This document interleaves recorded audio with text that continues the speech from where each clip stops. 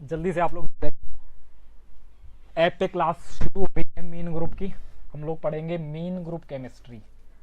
अच्छा, mean group chemistry के लिए सबसे पहले तो mean group chemistry, mean group chemistry है क्या? ये क्या है इसका मामला? बहुत दिनों से आपके दिलो दिमाग में ये बात चल रही होगी, यार ये मेन ग्रुप नहीं पढ़ा है, पता नहीं क्या ही है, कैसे समझें इसको मेन ग्रुप को। बहुत बड़ी बला है। क्यों बड़ी बला क्यों है? क्योंकि एस ब्लॉक भी है, चर्चा इसकी भी करनी है, और पी ब्लॉक तो है ही है। ये तो अपने आप में ही सागर है, अपने आप में ही इसका तो समुद्र है। एलिमेंट है, और एलिमेंट के बाद एलिमेंट्स हैं। देखिए एलिमेंट्स हैं तो एलिमेंट्स की जानकारियां बहुत जरूरी है। उसके बाद एलिमेंट्स ने जो कंपाउंड बनाए उनकी जानकारियां बहुत जरूरी है। और कंपाउंड के बाद कंपाउंड्स ने जो रिएक्शन करे, कंपाउंड रिएक्शंस, वो भी बहुत जरूरी है, वो भी समझना है। मतलब कमाल ही है, इसमें तो बहुत कुछ समझना है, बहुत कुछ। इसमें तो आंधी सी आने वाली है, क्योंकि एलिमेंट बहुत ज्यादा है। एक तो एलिमेंट ही बहुत ज्यादा है, और डिफरेंट एलिमेंट है, तो फिर प्रॉपर्टीज भी वास्ट है, और रिएक्शंस क्योंकि वैरायटी ऑफ है।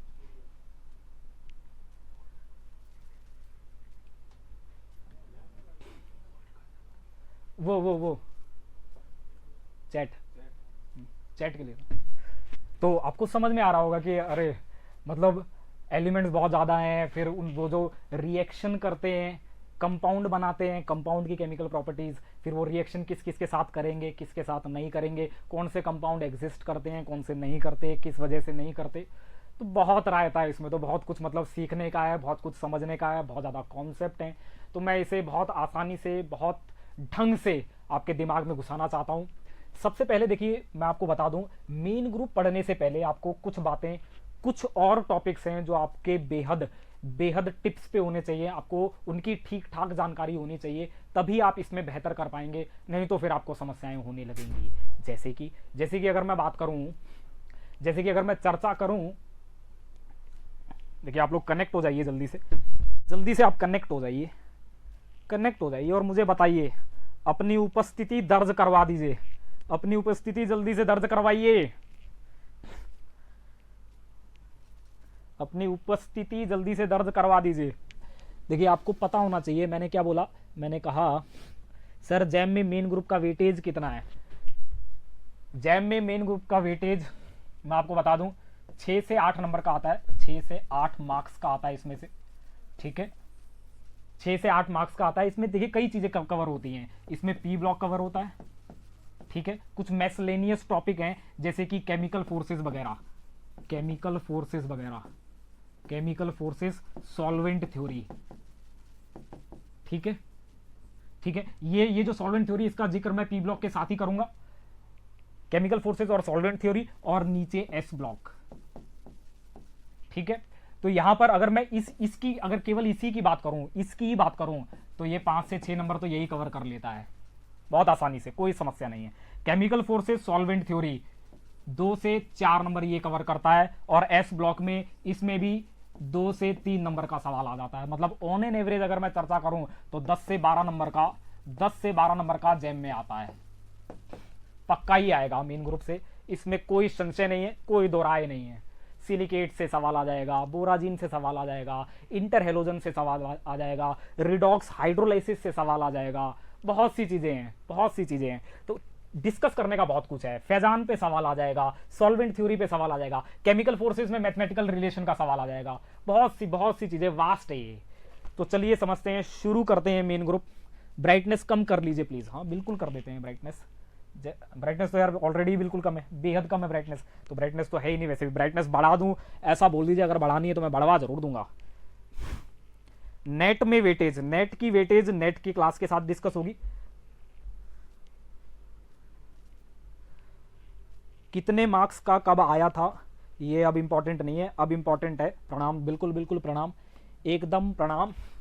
देखिए मैं क्या कह रहा था, मैं ये कह रहा था कि मेन ग्रुप आने से पहले आपको कुछ टॉपिक्स, मेन ग्रुप समझने से पहले आपको 2 टॉपिक्स तो पक्का ही आने चाहिए। एक तो है पीरियोडिक प्रॉपर्टीज,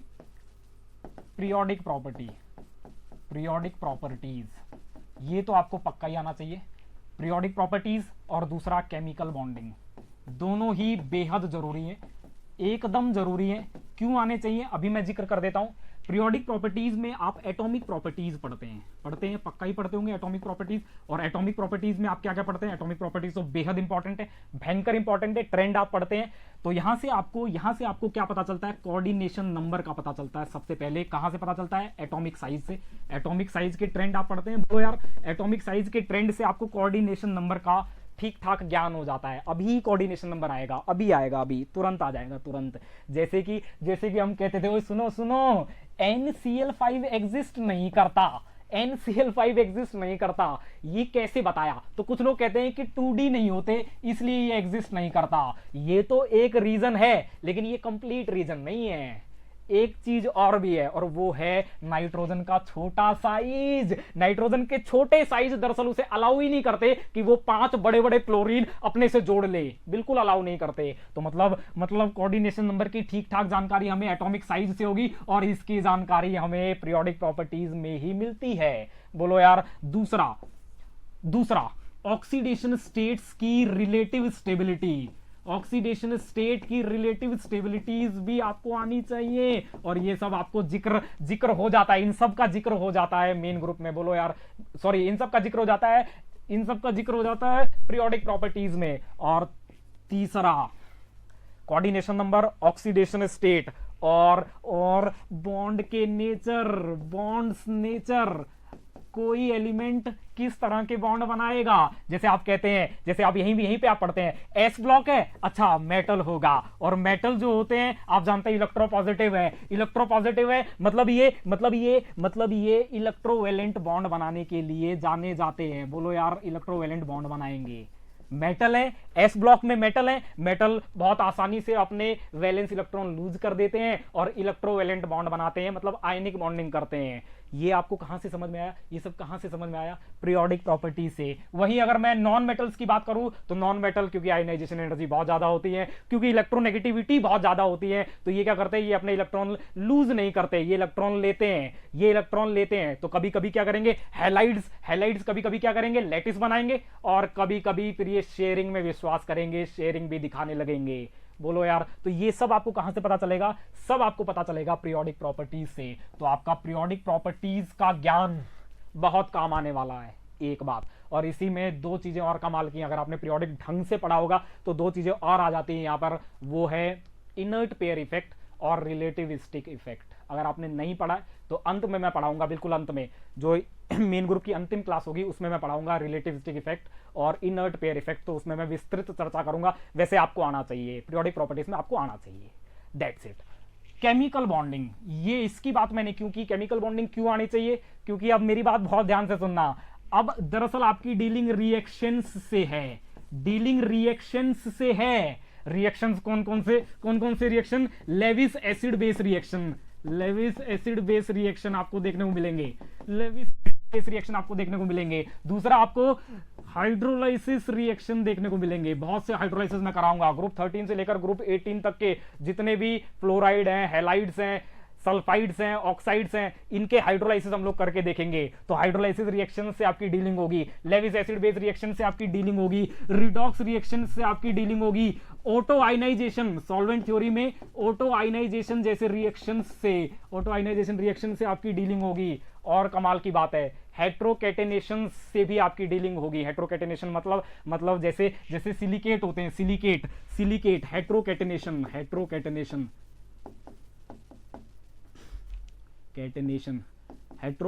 लिख लेना आप। हेट्रोकेटेनेशन, इन सब से आपकी डीलिंग होगी। और अगर रिएक्शन से डीलिंग हुई तो आप बखूबी जानते हैं रिएक्शंस में होगा क्या? 2 एटम्स के बीच में बॉन्ड बनेंगे। 2 एटम्स के बीच में बॉन्ड की स्टेबिलिटी आप कहां से रेशनलाइज करते हैं? या तो HSAB प्रिंसिपल से।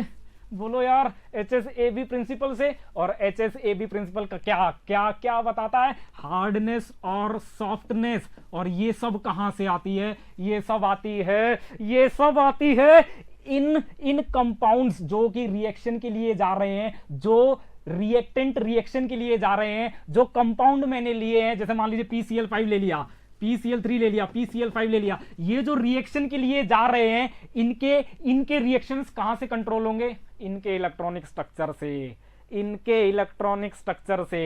हार्डनेस, सॉफ्टनेस सब कहां से कंट्रोल्ड होती है? सब आपको कहां से ज्ञान मिलता है?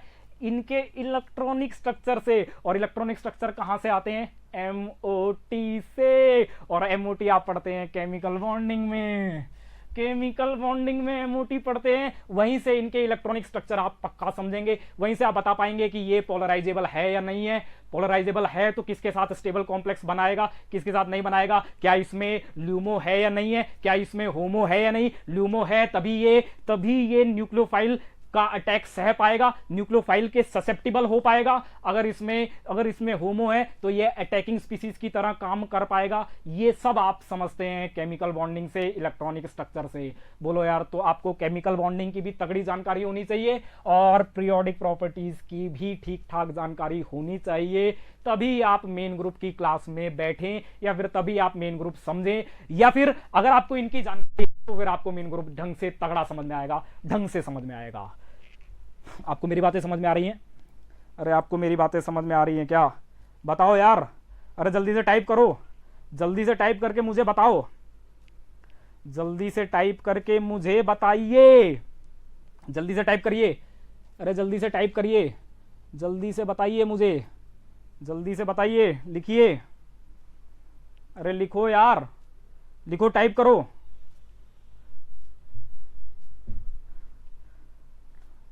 लिखो भाई, लिखो, जल्दी लिखो। बहुत बढ़िया मानसी, बहुत बढ़िया जी, बिल्कुल बहुत बढ़िया, बहुत बढ़िया। चलिए अब चर्चा करते हैं मेन ग्रुप एलिमेंट्स की। मेन ग्रुप एलिमेंट में ग्रुप 13 एलिमेंट की मैं चर्चा करता हूं, ग्रुप 13 एलिमेंट की मैं चर्चा करता हूं।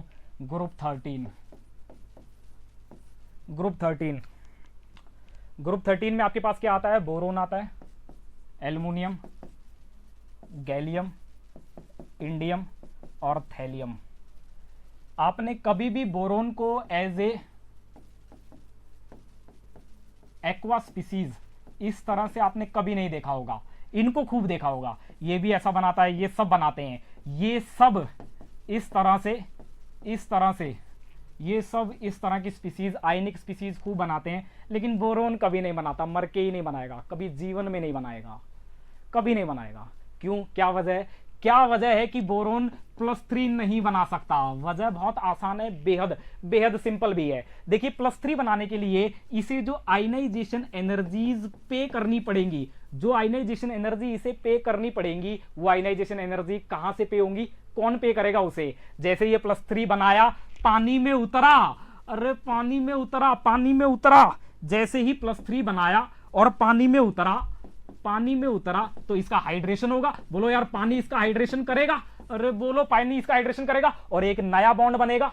और यहां से जो बॉन्ड एनर्जी रिलीज होगी वही इसकी आयनाइजेशन एनर्जी को पे कर पाती, या वही करती है पे। लेकिन होगा क्या, इसके हाइड्रेशन से जो एनर्जी रिलीज होती है ना, वो सफिशिएंट नहीं है इसकी आयनाइजेशन एनर्जी को पे करने के लिए। क्यों? अब मेरी बात बहुत ध्यान से सुनना, क्योंकि बोरोन बहुत छोटे साइज का है, बेहद स्मॉल साइज का है।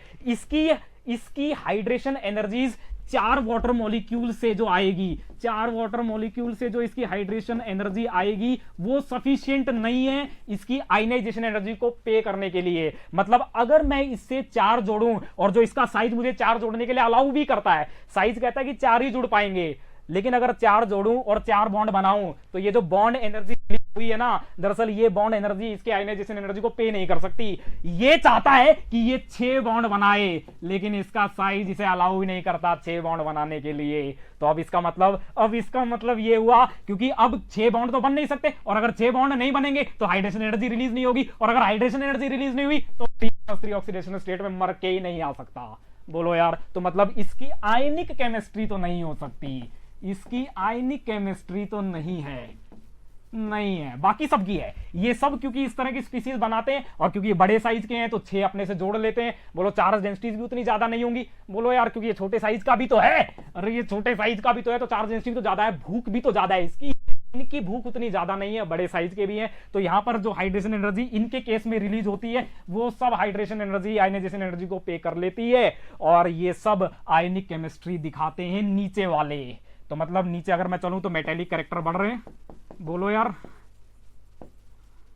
मेटेलिक कैरेक्टर बढ़ रहे हैं, इंक्रीज हो रहे हैं। लेकिन ये क्या है, ये नॉन मेटल है, और आप बखूबी जानते हैं नॉन मेटल शेयरिंग के लिए जाना जाता है, शेयरिंग ही करता है, उसका लेना देना केवल शेयरिंग प्रोसेस से ही है। बोलो यार, उसका लेना देना केवल शेयरिंग प्रोसेस से है, वो केवल शेयरिंग करेगा, उसे कोई मतलब नहीं है इलेक्ट्रॉन ट्रांसफर से, उसे कोई मतलब नहीं है, आयनिक स्पीसीज बनाने से उसे कोई लेना देना नहीं है। बोलो यार, आपको मेरी बात समझ में आई? अरे बोलो।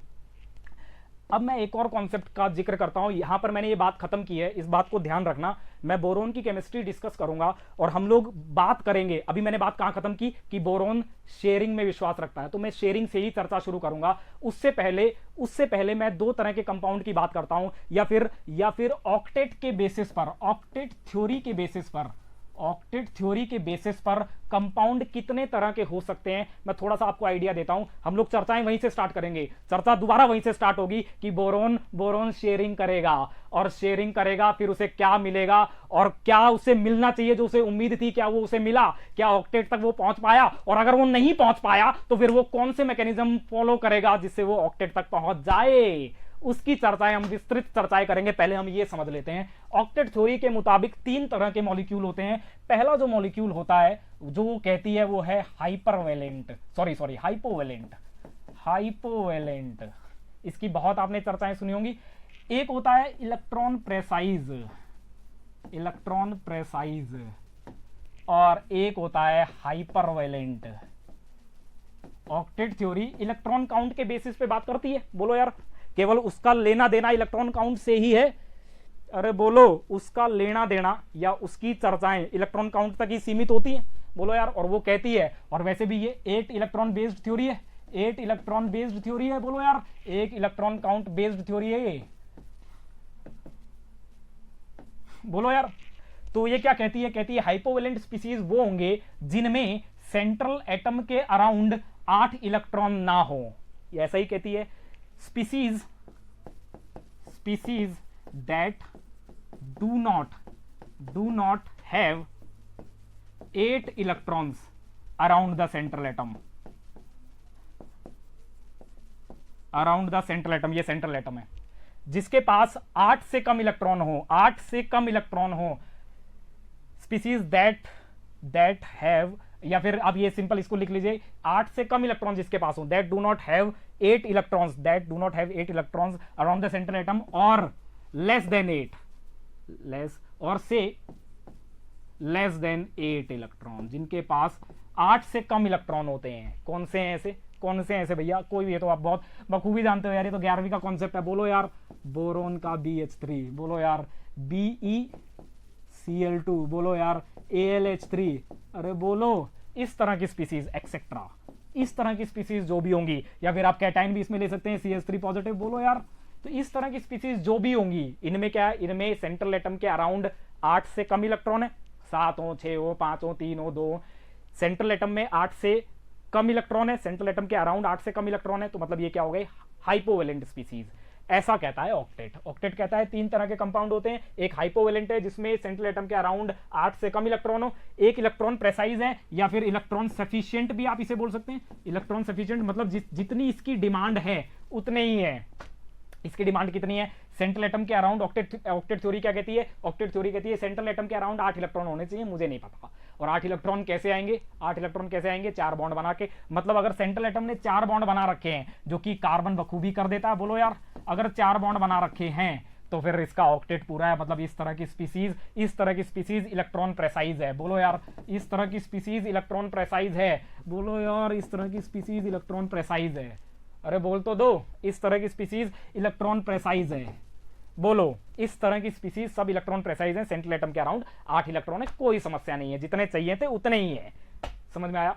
अगर मैं यहां बात करूं, हाइपरवेलेंट स्पीसीज की बात करूं, इसकी अगर मैं चर्चाएं करूं, तो इसकी चर्चाएं क्या है, ये कहता है कि species that have more than 8 electron around the central atom, central atom के अराउंड 8 से ज्यादा इलेक्ट्रॉन जिस भी स्पीसीज में होंगे वो सभी हाइपरवेलेंट होंगी। ऐसा इन मॉलिक्यूल्स के लिए कहा जाता है। कौन कह रहा है ये सब कौन कह रहा है, लेविस कह रहा है अपने ऑक्टेट थ्योरी के बेसिस पर। समझे आप मेरी बात? अब मेरी बात और सुनना, इसमें कौन हो सकते हैं, इसमें कौन हो सकते हैं, इसमें हो सकता है PCl5, बोलो यार, बोलो यार, सिलिकॉन F62 नेगेटिव, इस तरह के IF7 नेगेटिव टाइप के, बोलो यार, ये सब क्या हो गए, सब ये हाइपरवैलेंट स्पीसीज हो गए, क्योंकि सेंट्रल एटम के अराउंड 4 से ज्यादा बॉन्ड है, या तो आप 8 इलेक्ट्रॉन कह लीजिए, या फिर आप बॉन्ड के नंबर्स में, बॉन्ड के टर्म्स में बात कर लीजिए। यहां पर क्या होगा, यहां पर 4 से कम बॉन्ड होंगे, यहां पर 4 बॉन्ड होंगे, सेंट्रल एटम ने 4 बॉन्ड बना रखे होंगे, या सेंट्रल एटम के अराउंड 4 बॉन्ड होंगे, यहां सेंट्रल एटम के अराउंड 4 से कम बॉन्ड होंगे, यहां सेंट्रल एटम के अराउंड या सेंट्रल एटम ने 4 से ज्यादा बॉन्ड बना रखे होंगे। इतनी बात आपको समझ में आई? ये सारी चर्चाएं कौन करता है? ये सारी चर्चाएं करता है Lewis theory, Lewis octet theory. इतना समझ में आया? चलिए आगे चलते हैं। ये कौन हो गए फिर? उसके हिसाब से ये कौन हो गए? लेविस के हिसाब से ये कौन हो गए? ये हो गए इलेक्ट्रॉन रिच, बोलो यार, ये हो गए इलेक्ट्रॉन रिच, बोलो यार। और ये कौन हो गए? इलेक्ट्रॉन डेफिशिएंट, बोलो यार, ये कौन हो गए? Electron deficient. क्योंकि उसकी जो लिमिट थी वो 8 की सेट की थी उसने, उसकी जो लिमिट थी उसने 8 की सेट की थी। क्यों 8 की सेट क्यों की थी 8 की सेट? आप मुझे बता सकते हैं क्या? उसने 8 की लिमिट सेट क्यों की? सेकंड पीरियड में उसने 8 की लिमिट सेट क्यों की? बताइए बताइए बताइए, क्यों की? क्योंकि सेकंड पीरियड में 4 ही ऑर्बिटल होते हैं, एक s ऑर्बिटल और 3 p ऑर्बिटल, और वो ये मानता था, या फिर VBT भी ये मानती है, जो कि उस समय मोस्ट सक्सेसफुल थ्योरी थी, VBT भी ये मान के चलती है, और वो भी यही मान रहा था कि एक ऑर्बिटल एक ही बॉन्ड बनाता है। बोलो यार, एक ऑर्बिटल एक ही बॉन्ड बनाता है। बहुत कमाल की बात बोल रहा हूं, भयंकर कमाल की बात बोल रहा हूं, गजब ही बोल रहा हूं, सुन लो मेरी बात। उसने ऑक्टेट थ्योरी का बेसिस कहां से लिया? उसने लिया कि जो सेकंड पीरियड होता है ना, सेकंड पीरियड एलिमेंट, उनमें 4 ही ऑर्बिटल होते हैं, और हर एक ऑर्बिटल एक ही बॉन्ड बनाता है, तो टोटल 4 बॉन्ड बनेंगे, और 4 बॉन्ड मतलब 4 ऑर्बिटल, मैक्सिमम 8 ही इलेक्ट्रॉन तो रख सकते हैं। ये बेसिस था ऑक्टेट थ्योरी का। चलिए आगे चलते हैं, आगे चलते हैं। अगला, इलेक्ट्रॉन डेफिशिएंट कंपाउंड्स जो होते हैं, इलेक्ट्रॉन डेफिशिएंसी, अरे यार स्पेलिंग ही गलत हो रही है, DEFICY, इलेक्ट्रॉन डेफिशिएंसी। बॉन्डों में या फिर मॉलिक्यूल्स में इलेक्ट्रॉन डेफिशिएंसी 2 वजह से हो सकती है, 2 वजह से हो सकती है। बहुत कमाल की बात कर रहा हूं, और अब इसके बाद अपना जो मेन जो टॉपिक है, मेन जो लेक्चर है, बोरोन की जो केमिस्ट्री है, वो यहीं से अब स्टार्ट होगी। बहुत कमाल की बात कर रहा हूं। इलेक्ट्रॉन डेफिशिएंसी 2 वजह से हो सकती है, या तो number of bonds are less than 4, या तो ऐसा हो जाए, या तो ऐसा हो जाए, नंबर ऑफ बॉन्ड 4 से कम है तो भी वो डेफिशिएंट ही है। बोलो यार, सेंट्रल एटम के अराउंड अगर नंबर ऑफ बॉन्ड 4 से कम है तो वो डेफिशिएंट ही है। ये तो हमने खूब समझा है, खूब जाना है, खूब मानते हैं इसे, तो इसे ही सीखा है भी, इससे पहले यही सीखा था। बोलो यार, या फिर बॉन्ड्स में नेचर ऑफ बॉन्ड, मतलब बॉन्ड तो बना लिया, लेकिन अब बॉन्ड में इलेक्ट्रॉन का डिस्ट्रीब्यूशन इस तरह का है कि सेंट्रल एटम के पास कुछ नहीं बच रहा है। जैसे यहां पर तो बॉन्ड ही 4 से कम बने, बॉन्ड 4 बनाने चाहिए थे, 4 से कम बॉन्ड बने। यहां तो वैसे ही दिक्कत है, नंबर ऑफ बॉन्ड ही कम है। यहां बॉन्ड तो बना लिए, बॉन्ड का नंबर तो सफिशिएंट है या ज्यादा भी है, लेकिन अब नेचर ऑफ बॉन्ड, मतलब बॉन्ड में जो इलेक्ट्रॉनिक डिस्ट्रीब्यूशन है ना, वो इस तरह से है कि अब सेंट्रल एटम पर तबाही मची हुई है। ये तो एकदम मर रहा है इलेक्ट्रॉन के लिए, ये भूखा मर रहा है इलेक्ट्रॉन के लिए, जैसे कि CF4 टाइप की स्पीसीज, जैसे कि PF5 टाइप की स्पीसीज। बोलो यार, अरे बोलो, इनमें अगर मैं चर्चा करूं, इनमें अगर मैं बात करूं, तो ये ऑक्टेट थ्योरी के बेसिस पे अगर मैं बात करूं तो ये इलेक्ट्रॉन रिच हैं, लेकिन एक्चुअल में अगर मैं इन पे देखूं, इनकी हालत समझूं, तो ये कहते हैं ना भैया ना, जो तू कह रहा है ना वैसा कुछ नहीं है। ये दिखने के लिए 5 बॉन्ड दिख रहे हैं, लेकिन मेरे पास इलेक्ट्रॉन डेंसिटी बिल्कुल नहीं है, ना के बराबर इलेक्ट्रॉन डेंसिटी है। सारा पी गया है ये फ्लोरीन, सारा पी गया है मेरे से, सारी इलेक्ट्रॉन डेंसिटी ले चुका है मेरे से, मुझे इसने बिल्कुल नंगा कर दिया है। मेरे पास इलेक्ट्रॉन डेंसिटी के नाम पे कुछ नहीं है, सब लूट चुका है मेरा। समझे आप मेरी बात? तो यहां पर अगर मैं इस कार्बन से पूछूं ना, हाँ कार्बन क्या हाल है तेरे, अरे तूने तो 4 बॉन्ड बना ली, अब क्या ही चाहिए, लेकिन कार्बन कहता ना ना ना, मैं बहुत ज्यादा डेफिशिएंट, मैं तो बहुत दुखी हूं, मैं तो बिल्कुल नहीं रहना चाहता इसमें। अरे मैं तो, मेरा बस चले तो मैं तो छोड़ दूं, तुरंत चला भाग जाऊं यहां से। वैसे अगर फास्फोरस की चर्चा करूं तो फास्फोरस को बोलूं हाँ हाँ फास्फोरस कमाल ही हो गया तेरे साथ। तो तूने तो ऑक्टेट देख लिया। कहेगा काय का ऑक्टेट, क्या ही मतलब ऑक्टेट फॉक्टेट से, ऑक्टेट तो सेकंड पीरियड में लगते थे, गया वो, मैं तो सेकंड पीरियड का हूं ही नहीं। अब अगर चर्चा करेगा तो फिर यहां पर अब इस बॉन्ड के नेचर की चर्चा कर मेरे से। और मेरे को खूब समझ में आ रहा है कि मैं तो बहुत पछता रहा हूं इस फ्लोरीन के साथ जुड़ने पर, क्योंकि इस फ्लोरीन ने ये जो जितने भी मैंने अपने इलेक्ट्रॉन शेयर किए थे ना, वो शेयर की तो बात की दूर की बात है, ये सारे मेरे ले गया है, ये सारे अपनी तरफ ले गया, सब पी गया है मेरी इलेक्ट्रॉन डेंसिटी। बोलो यार, सब पी गया है सब। मेरे को तो बहुत ज्यादा डेफिशिएंट बना दिया है, एकदम भिखारी बना डाला इसने। इलेक्ट्रॉन डेंसिटी के टर्म्स में बात करूं तो मेरे को तो भिखारी बना दिया है। बोलो यार, और ये बहुत अनस्टेबल भी है, बहुत अनस्टेबल है, बहुत अनस्टेबल है। बोलो यार, अगर मैं इसका हाइड्रोलाइसिस करूं ना, बोलो यार अगर इसका हाइड्रोलाइसिस करूं ना, हाइड्रोलाइसिस, तो इसके जो प्रोडक्ट बनेंगे भयंकर स्टेबल होते हैं, भयंकर स्टेबल, गजब स्टेबल होते हैं, बहुत ज्यादा स्टेबल, बहुत ज्यादा स्टेबल। इनके इक्विलिब्रिया कांस्टेंट आपको बता देंगे ये बात। इक्विलिब्रिया कांस्टेंट ये है इसका 10⁻23, मतलब कायामत ही है, कायामत। अब आप ये कहोगे कि नहीं तो फिर तो सर इसको ऐसे एग्जिस्ट करना ही नहीं चाहिए।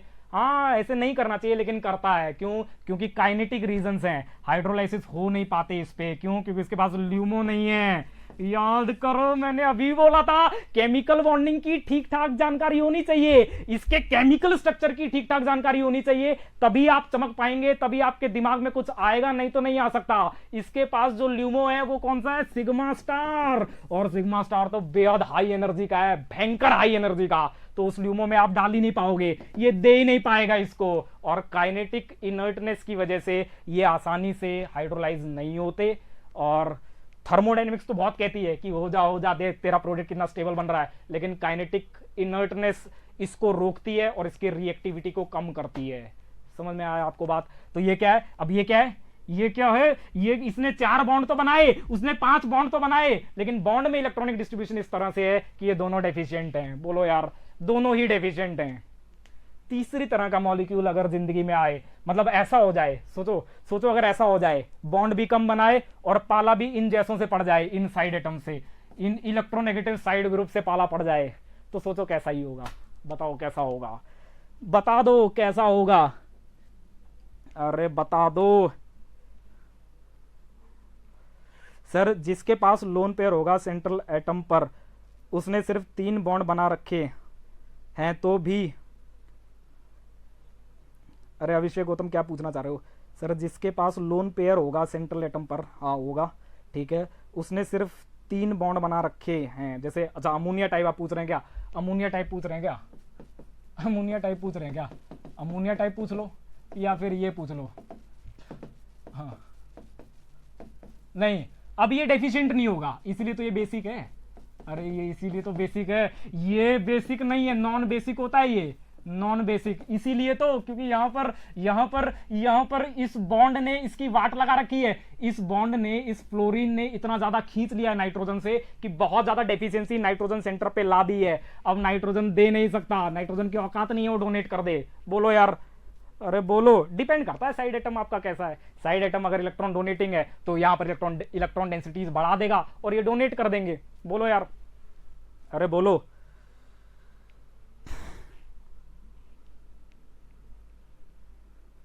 CH4 नहीं, मैं CF4 की अनस्टेबिलिटी की बात कर रहा हूं भास्कर, मैं CF4 की अनस्टेबिलिटी की चर्चाएं कर रहा हूं, CF4 की अनस्टेबिलिटीज की चर्चाएं कर रहा हूं। और उनकी अनस्टेबिलिटीज की वजह मैंने आपको बताया, बॉन्ड पोलैरिटी है। इतना ज्यादा बॉन्ड पोलर हो चुका है कि कार्बन पे कुछ रह नहीं गया। अब कार्बन मचल उठा है कि नहीं नहीं, मेरे को यहां नहीं रहना है। अच्छा, अगर मान लीजिए अगर कोई तीसरा कंपाउंड इस तरह का बन जाए जिसमें बॉन्ड भी कम हो, जैसे इसमें कौन आएगा? इसमें कौन आएगा? वही BeCl2 टाइप। बोलो यार, BH3 टाइप। बोलो यार, अरे बोलो, AlCH3 टाइप। इस तरह की स्पीसीज इसमें आएंगी। बोलो यार, अरे बोल तो दो, बोलो भाई, CH3 पॉजिटिव टाइप स्पीसीज, इस तरह की स्पीसीज इसमें चलेंगी। अरे बोल तो दो, इस तरह की स्पीसीज इनमें चलेंगी। बोलो, इसमें चलेंगी इस तरह की स्पीसीज। सोचो अगर ऐसा हो जाए, बॉन्ड भी कम हो और पाला भी ऐसे लोगों से पड़ जाए, तो फिर क्या होगा? और इसके लिए सबसे बेहतर कैंडिडेट बोरोन ही है, क्योंकि वो बॉन्ड भी कम बनाता है और हमारे काम का भी है, हमें उसी की चर्चाएं भी करनी है। अब यहां से स्टार्ट होती है बोरोन की केमिस्ट्री। बोलो भाई, अब यहां से मैं स्टार्ट करता हूं बोरोन की केमिस्ट्री। बोरोन की केमिस्ट्री यहां से स्टार्ट होती है। मैं बोरोन को बोलता हूं, अच्छा बोरोन एक बात बता, तेरे को अगर मैं हाइड्रोजन दिखा दूं और फ्लोरीन दिखा दूं तो बता किससे जुड़ना पसंद करेगा? किससे जुड़ना पसंद करेगा बताइए, आप ही मुझे बताइए। अगर मैं बोरोन को हाइड्रोजन दिखा दूं और ऑप्शन दूं कि अच्छा जा, अगर तेरे को हाइड्रोजन से जुड़ना तो हाइड्रोजन से जुड़ जा, फ्लोरीन से जुड़ना चाहता तो फ्लोरीन से जुड़ जा, तो आपके मुताबिक जितना अभी मैंने समझाया उसके हिसाब से क्या होना चाहिए? बोरोन कहां जाना चाहिए? फ्लोरीन की तो आपने हालत देखी, फ्लोरीन ने क्या करवा दिया, जिन्होंने 4 बॉन्ड बनाए थे या 5 बॉन्ड बनाए थे उनसे भी क्या करवा दिया फ्लोरीन ने, ये आपने देखा। अरे बोलो यार, अरे बोलो। इसके ये जो मैंने अभी जो मैंने ये चर्चा की है ना, ये वाली जो चर्चा की है, ये वाली जो चर्चा की है, ये वाली जो चर्चा की है, ये वाली जो बात की है PCl5, इनकी जो बात की है मैंने, इनकी जो बात की और मैंने कहा कि यहां पर पॉजिटिव है, पॉजिटिव है, पॉजिटिव है, इनके बहुत आसानी से हाइड्रोलाइसिस हो जाते हैं, बहुत कमाल के हाइड्रोलाइसिस होते हैं। और हाइड्रोलाइसिस आप जानते हैं वाटर एज ए न्यूक्लियोफाइल काम करता है, और वो कहां अटैक करेगा? इन डेफिशिएंट सेंटर्स पे तो अटैक करेगा। बोलो यार, अरे बोल तो दो, बोल तो दो, बोलो। अगर मैं कहूं आप कह रहे हैं फ्लोरीन बिकॉज पोलर बॉन्ड बनेगा। रजनीश आपका थोड़ा जवाब ठीक ही है, फ्लोरीन बैक बॉन्डिंग। स्मृति जोशी बहुत बढ़िया,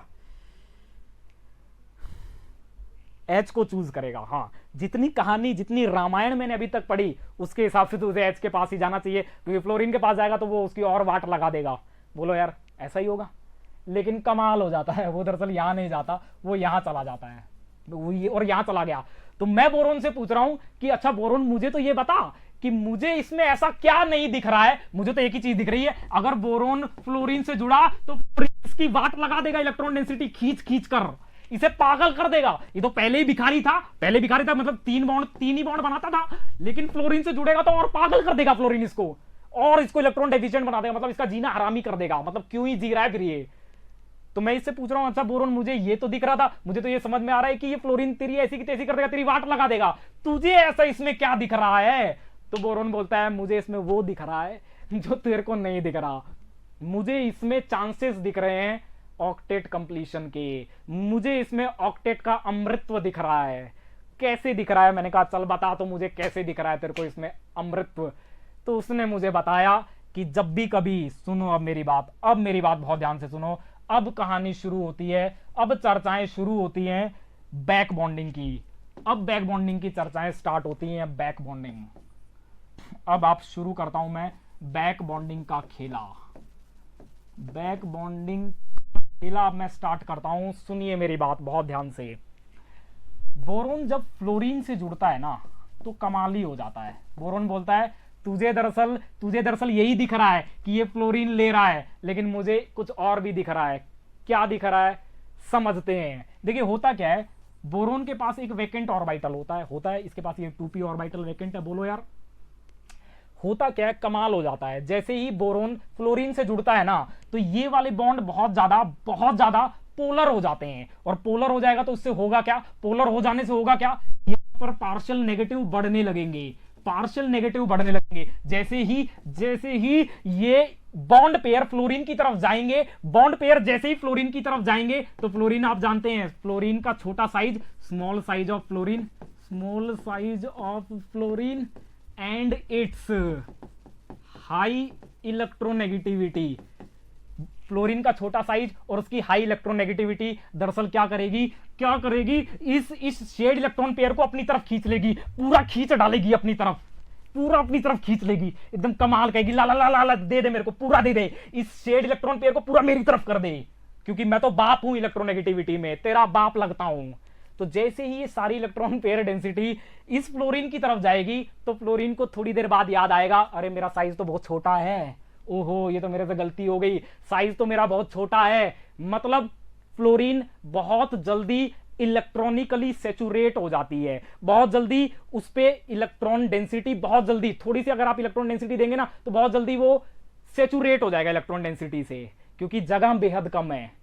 और अगर आपने ज्यादा दी तो फिर इंटर इलेक्ट्रॉनिक रिपल्सन बढ़ने लगेंगे और भयंकर बढ़ जाएंगे ऐसे केसेस में, क्योंकि यहां पर बोरोन तो बकवास है, ये तो बिल्कुल खींचता ही नहीं है, इसकी इलेक्ट्रोनेगेटिविटी इस फ्लोरीन के कंपैरिजन में बेहद बकवास है। तो यहां पर क्या करेगा, फ्लोरीन जब इसे खींचने लगेगा इस शेड इलेक्ट्रॉन पेयर को, तो खींचते समय वो पागल हो जाएगा एकदम, इतनी ज्यादा खींच लेगा कि उसे अपने साइज का ध्यान नहीं रहेगा। और जैसे वो बहुत ज्यादा इलेक्ट्रॉन डेंसिटी खींच लेगा तो अब उसमें उसमें इस फ्लोरीन में एक और घटना घटेगी, इसके अंदरूनी कलेश शुरू हो जाएंगे। मतलब इनमें इंटर इलेक्ट्रॉनिक रिपल्शंस का जन्म होगा, इंटर इलेक्ट्रॉनिक रिपल्शंस का जन्म होगा, रिपल्शंस का जन्म होगा, ओरिजिनेशन होगा, ओरिजिन होगा। जैसे ही इसमें इंटर इलेक्ट्रॉनिक रिपल्शंस बढ़ने लगेंगे तो अब फ्लोरीन अनस्टेबल होने लगेगा। नहीं नहीं नहीं यार, ये तो गलती कर दी, अरे ये क्या कर दिया, ये क्या कर दिया, क्या मुंह दिखाऊं अब दुनिया के सामने। तो मैं जाना चाहता हूं कि मैं कमाल खींचता हूं, भयंकर खींचता हूं,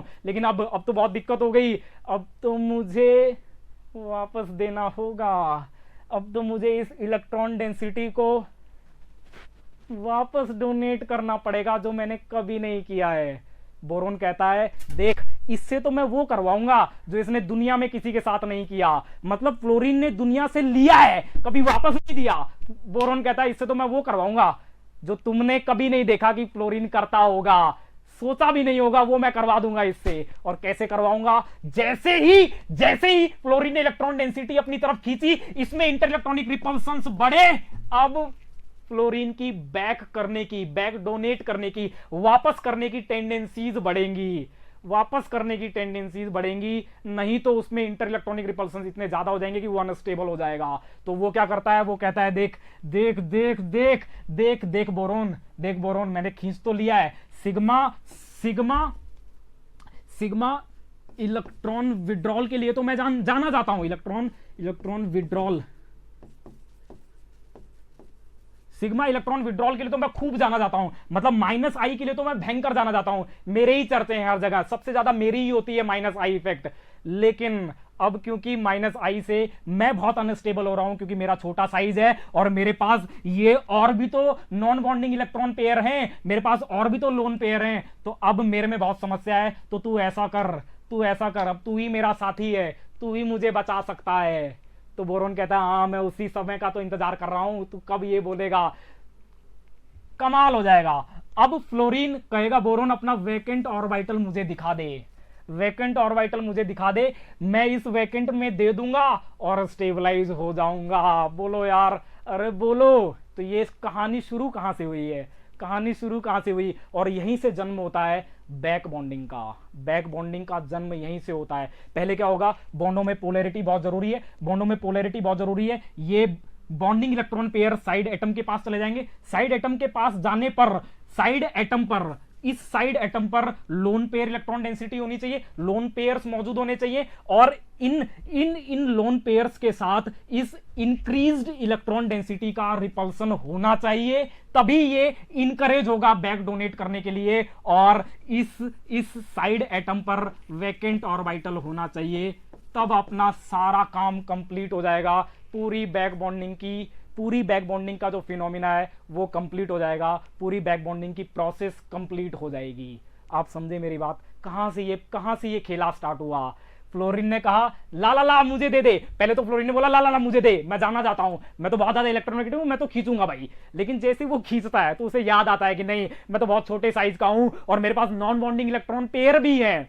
उस पे इलेक्ट्रॉन रिपल्शंस भयंकर डोमिनेट करने लगते हैं, तबाही मचा देते हैं। जैसे उसने खींचा, लोन पेयर्स और इस शेड इलेक्ट्रॉन पेयर डेंसिटी के बीच में भयंकर रिपल्सन होने लगते हैं और फ्लोरीन अनस्टेबल हो जाता है। अब वो फ्लोरीन वो काम करेगा जो उसने कभी नहीं किया, और वो अब बोरोन को बोलेगा, बोरोन दरअसल रात को अपना वो वैकेंट ऑर्बिटल ले आना यार, ले आना, क्योंकि दुनिया के आगे अगर मैं ऐसा किया तो मेरा नाक कट जाएगा, क्योंकि दुनिया में तो अपने चर्चे हैं कि हमने हमेशा लिया है, लेकिन यहां पर अब देने की जरूरत हो गई है, अब देने की बारी आ गई है, क्योंकि मेरा छोटा साइज है, क्योंकि मेरे पास non bonded electron pair lone pairs भी हैं और उन्होंने मेरा जीना हराम कर रखा है।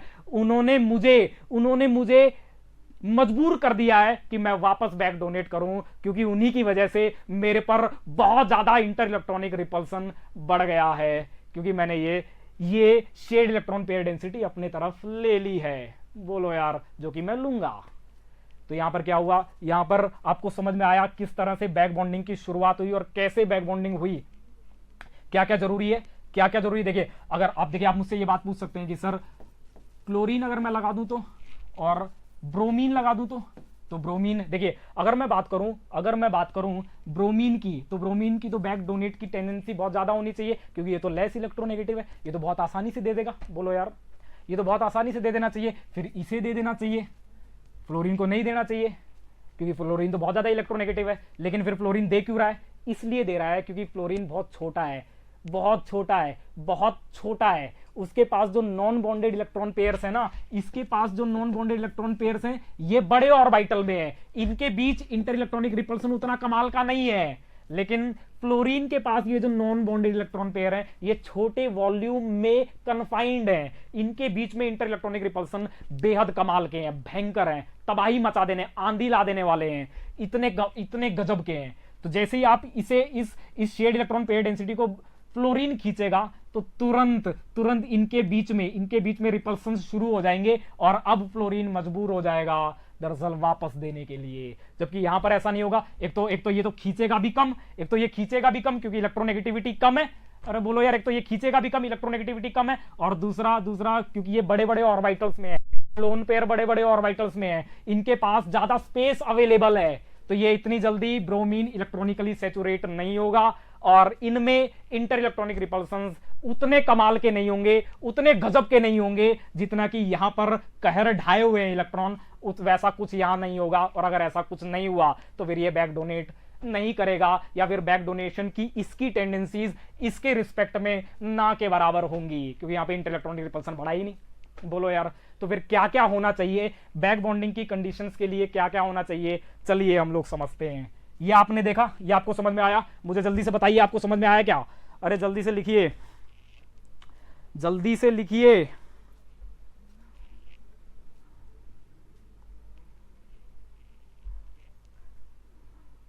चंचल शर्मा बिल्कुल सही, हाँ जल्दी जल्दी जल्दी से मुझे बताइए, फिर मैं आगे चलूं। जल्दी से मुझे बताइए, ये नहीं दीजिए मुझे, जल्दी से मुझे बताइए, चलता हूं फिर मैं आगे। जल्दी बताइए, जल्दी बताइए, मजा आया क्या? जल्दी बताइए, मजा आया क्या? क्लियर हुआ? चमका? चलिए आगे। Conditions of back bonding, conditions of back bonding, back bonding की कंडीशंस क्या है, इनके बारे में हम थोड़ा सा जिक्र कर लेते हैं। कब बैक बॉन्डिंग होगी, क्या चाहिए मुझे बैक बॉन्डिंग करवाने के लिए, किस चीज की जरूरत है? तो सबसे पहली जरूरत, ए और बी के बीच में ये जो बॉन्ड है, this bond must be polar. ये बॉन्ड पक्का ही पोलर होना चाहिए, पक्का ही पोलर होना चाहिए। अगर ये पोलर नहीं हुआ तो फिर क्या होगा? फिर यहां पर नेगेटिव चार्ज डेवलप नहीं होंगे, और अगर यहां नेगेटिव चार्ज डेवलप नहीं हुए तो फिर इंटर इलेक्ट्रॉनिक रिपल्सन्स नहीं बढ़ेंगे, और अगर इंटर इलेक्ट्रॉनिक रिपल्सन्स नहीं बढ़े तो फिर ये इनकरेज नहीं होगा इसको बैक डोनेट करने के लिए। बोलो यार, अगर ये अगर बॉन्ड पोलर नहीं हुए तो यहां पे डेफिशिएंसी भी नहीं आएगी, और अगर यहां डेफिशिएंसी भी नहीं आई तो फिर ये एक्सेप्ट करने के लिए ये ससेप्टिबल नहीं होगा वापस लेने के लिए। बोलो यार, अरे बोल तो दो। बॉन्ड पोलैरिटी से दो चीज होती हैं, बॉन्ड पोलैरिटी से दो चीज होंगी। देखिए, बॉन्ड पोलैरिटी से मैं ढंग से और समझा देता हूं। जैसे ही आप बॉन्ड को पोलर बनाएंगे, जब आप बीएफ बॉन्ड को पोलर बना रहे थे, बीएफ बॉन्ड ज्यादा पोलर है, फिर बीसीएल है, फिर बीबीआर है, ऐसा ही था। बोलो यार, तो यहां पर क्या होगा? क्योंकि यहां पर इलेक्ट्रोनेगेटिविटी डिफरेंस बहुत हाई है, तो यहां पर ये जो पार्शियल नेगेटिव और पार्शियल पॉजिटिव जो जनरेट होंगे, ये जो जनरेट होंगे, इनकी स्ट्रेंथ भी हाई होगी, बहुत हाई होंगे ये। बोलो यार, इनकी स्ट्रेंथ भी बहुत हाई होगी, और अगर इनकी स्ट्रेंथ, पोल्स जो जनरेट हुए हैं, अगर इनकी स्ट्रेंथ हाई है तो फिर एडिशनल अट्रैक्शंस आएंगे। बोलो यार, आयनिक अट्रैक्शंस आएंगे, एडिशनल इलेक्ट्रोस्टैटिक अट्रैक्शन आएंगे, जिससे बॉन्ड और छोटे हो जाएंगे, और छोटे हो जाएंगे, और छोटे हो जाएंगे। और अब ये जो अपने पाई बॉन्ड से दे रहा था ना, ये अपने जो पाई बॉन्ड से भरे हुए पी ऑर्बिटल से पाई इंटरेक्शन से दे रहा था ना, अब ये और बेहतर दे पाएगा, क्योंकि सिग्मा बॉन्ड स्ट्रांग हो गए हैं। अगर सिग्मा बॉन्ड स्ट्रांग हुए तभी तो पाई बॉन्ड स्ट्रांग होंगे। अरे सिग्मा के ऊपर ही तो पाई बनता है, अगर सिग्मा ही बहुत वीक बना है तो फिर पाई तो और ही बकवास बनेगा। तो यहां पर क्या होता है, ये पोलैरिटी दरअसल इन सिग्मा बॉन्डों को स्ट्रॉन्ग बनाती है एडिशनल अट्रैक्शन से। जो पोल्स जनरेट हुए उनमें एडिशनल अट्रैक्शन से बॉन्ड शॉर्टर हो जाएगा, स्ट्रॉन्गर हो जाएगा, और अब ये जो पी ऑर्बिटल है ना, P orbital, perpendicular P orbital, ये बेहतर ओवरलैप कर पाएंगे। बोलो यार, कमाल की बात बोलूं, कमाल की, कमाल बोल देता हूं, सुनो कमाल, सुनो कमाल ही है। अगर मैं बात करूं डोनेशन की अगर मैं केवल चर्चा करूं केवल डोनेशन के बेसिस पे, तो ब्रोमीन कहता है मैं कमाल का दे दूंगा इसको क्योंकि मैं तो लेस इलेक्ट्रोनेगेटिव हूं। लेकिन देगा तो तब ना जब ये दोनों ऑर्बिटल ओवरलैपिंग एक्सटेंट पर हो, ओवरलैपिंग डिस्टेंस पर हो। अरे देगा तो तब ये तब इसको देगा जब ये दोनों ऑर्बिटल्स पास हो, जब ये ओवरलैपिंग के हद में हो। बॉन्ड डिस्टेंस बहुत ज्यादा है, अरे ये बॉन्ड बहुत लंबा है, तो ब्रोमीन के चाहे कितने मन में आ जाए कि मैं बहुत ज्यादा दे सकता हूं, लेकिन उसका जो भरा हुआ ऑर्बिटल है वो इसके खाली ऑर्बिटल से दूर है, तो चाहे वो कितना ही मन में सोचता रहे मैं बहुत ज्यादा दे सकता हूं, लेकिन ओवरलैप तो नहीं कर सकता ना, दे तो नहीं पा रहा ना, क्योंकि सिग्मा बॉन्ड तो लंबा है। अरे बोलो यार, सिग्मा बॉन्ड तो वीक है, अरे बोल तो दो। तो यहां पर क्या हुआ, यहां पर दो फायदे मिले, इस बीएफ बॉन्ड को दो फायदे मिले। एक फायदा क्या मिला, एक फायदा ये मिला कि ये बॉन्ड, इन बॉन्डों में पोलैरिटी है, और पोलैरिटी की वजह से जो नेगेटिव और पॉजिटिव जनरेट हुए हैं उनकी वजह से एक फर्दर एडिशनल अट्रैक्शन है, जिससे बॉन्ड फर्दर शॉर्टर हो रहा है, स्ट्रॉन्गर हो रहा है, और अब ये ओवरलैप बेहतर हो जा रहे हैं। जबकि फ्लोरीन अपनी तरफ से, अगर मैं फ्लोरीन की बात करूं ना, तो फ्लोरीन, क्लोरीन और ब्रोमीन तीनों की बात करूं तो देने की टेंडेंसी तो फ्लोरीन में बेहद कम है, लेकिन क्योंकि बॉन्ड डिस्टेंस बहुत छोटे हैं, बॉन्ड बहुत ज्यादा स्ट्रांग है, तो ओवरलैपिंग इसकी कमाल की हो जाएगी बजाय इस ब्रोमीन के। अरे बोल तो दो, बोलो यार। तो मतलब पोलैरिटी क्या कर रही है, पोलैरिटी दोनों इंटरैक्टिंग ऑर्बिटल्स को पास ला रही है, एडिशनल पोल्स जनरेट करके एडिशनल अट्रैक्शन लाके दोनों ही ऑर्बिटल्स को पास ला रही है, ताकि इफेक्टिव ओवरलैप हो सके, ताकि ओवरलैप और बेहतर हो सके। बोलो यार। तो एक चीज तो ये हो रही है, कि दोनों एटम्स पास आ रहे हैं, सिग्मा बॉन्ड स्ट्रांग होते चले जा रहे हैं। जैसे जैसे आप पोलैरिटी बढ़ाएंगे सिग्मा बॉन्ड स्ट्रांग होते चले जाएंगे, और पाई इंटरेक्शंस के एक्सटेंट, पाई इंटरेक्शंस का जो एक्सटेंट है वो बेहतर होता चला जाएगा, पाई बॉन्डिंग बढ़िया होती चली जाएंगी इस बॉन्ड पोलैरिटी से।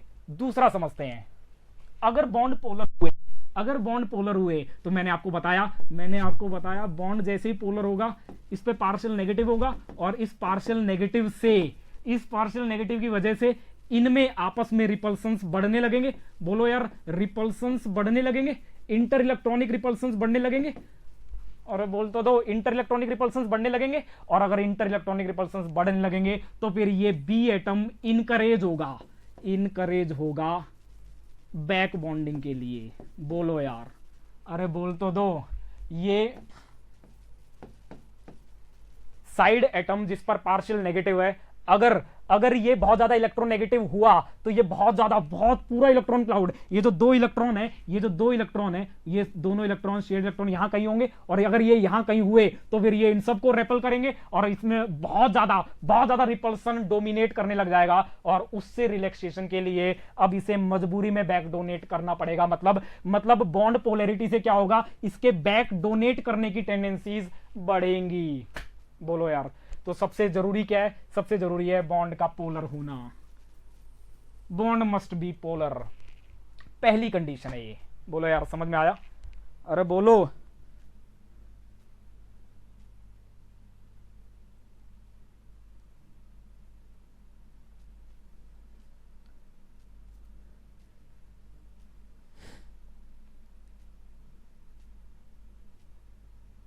हाँ, और वो वापस भी नहीं देगा, वापस नहीं दे पाएगा। कह रहे हैं कि कम इलेक्ट्रोनेगेटिविटी की वजह से ब्रोमीन कम खींचेगा, बिल्कुल सही बात है, एकदम कम खींचेगा, बिल्कुल सही बात है। और मैंने वहां पे ये वाली बात एक्सप्लेन की भी, और यहां पर इंटरनल इलेक्ट्रॉनिक रिपल्सन्स भी नहीं बढ़ेंगे। बोलो यार, इंटर इलेक्ट्रॉनिक रिपल्सन्स भी नहीं बढ़ेंगे, क्योंकि जो लोन पेयर है वो बड़े ऑर्बिटल्स में, वो छोटी सी स्पेस में कन्फाइन नहीं है, वो बहुत बड़े बड़े ऑर्बिटल्स में पड़े हुए हैं, क्योंकि ये बड़े साइज का है तो इंटर इलेक्ट्रॉनिक रिपल्सन भी नहीं होगा, खींचेगा कम, इंटर इलेक्ट्रॉनिक रिपल्सन भी कम होगा। और दूसरा ये जो सिग्मा बॉन्ड है, क्योंकि ये वीक है, ये सिग्मा बॉन्ड वीक है, बहुत लंबे हैं, तो फिर ये ओवरलैप भी बहुत घटिया होगा, बकवास होगा, और इसी वजह से ये बैक डोनेट नहीं करते। हाँ, हालांकि इसके मन में बहुत है। अगर मैं फ्लोरीन और ब्रोमीन से पूछूं तो फ्लोरीन कहता मैं नहीं दूंगा, मैं क्यों दूंगा, पागल थोड़ी हूं मैं तो लेता हूं, मैं तो दुनिया में लेने के लिए जाना जाता हूं। ब्रोमीन कहती है चलो ठीक है, इसके रिलेटिवली मैं आसानी से दे देती हूं, लेकिन देगी तो तब ना जब वैकेंट ऑर्बिटल और ये भरा हुआ ऑर्बिटल अप्रोचेबल हो, आपस में इंटरेक्शन कर पाए। लेकिन ये तो इतनी दूर दूर है कि इंटरेक्ट ही नहीं कर सकते, तो चाहे ब्रोमीन के कितने भी मन में हो, कितने भी लड्डू फूट रहे हो, नहीं मैं दे सकता हूं, लेकिन कैसे दे, ये तो बहुत दूर है इस वैकेंट ऑर्बिटल से, नहीं दे पाएगा। समझे आप मेरी बात, समझे आप मेरी बात। और इस प्रोसेस में इसकी हेल्प एक ही चीज कर सकती थी, एक ही चीज कर सकती थी, इन बॉन्डों में पोलर करेक्टर, इन बॉन्डों में पोलर करेक्टर, और वो भी ले देकर इस BBr में कम होते हैं बजाय DF बॉन्ड के, क्योंकि यहां फ्लोरीन ज्यादा इलेक्ट्रोनेगेटिव है, ज्यादा बेहतर, ज्यादा स्ट्रॉन्गर पोल्स जनरेट कर सकती है, ज्यादा बेहतर एडिशनल इंटरेक्शंस ला सकती है, एडिशनल अट्रैक्शंस ला सकती है। बोलो यार, समझ में आई पहली कंडीशन। दूसरी कंडीशन की चर्चा करते हैं। दूसरी condition, second condition. Second condition क्या है? सेकंड कंडीशन क्या है? जो साइड एटम है, side atom which have partial negative, जिस पर पार्शियल नेगेटिव आया, विच पॉसेस अंग्रेजी कर लेना यार आपसे, विच पॉसेस, जो पार्शियल नेगेटिव पॉसेस करता है, मस्ट हैव, इसके पास पक्का must have additional pair of electron, इसके पास एडिशनल पेयर ऑफ इलेक्ट्रॉन होना चाहिए। जिसके ऊपर पार्शियल नेगेटिव है उसके पास पक्का एडिशनल पेयर ऑफ इलेक्ट्रॉन होना चाहिए, तभी तो इंटर इलेक्ट्रॉनिक रिपल्सन बढ़ेगी, तभी तो वो इनकरेज होगा वापस देने के लिए। अरे अगर उसके पास नेगेटिव आ गया, उसके पास नेगेटिव आ गया और उसके पास कोई लोन पेयर नहीं है, तो फिर इंटर इलेक्ट्रॉनिक रिपल्सन किसके बीच होगी? नहीं होगी, तो फिर तो वो स्टेबल ही है। बोलो यार, तो इसका मतलब कम से कम at least have, must have at least one additional pair of electron, ये तो पक्का ही होना चाहिए। दो बातें।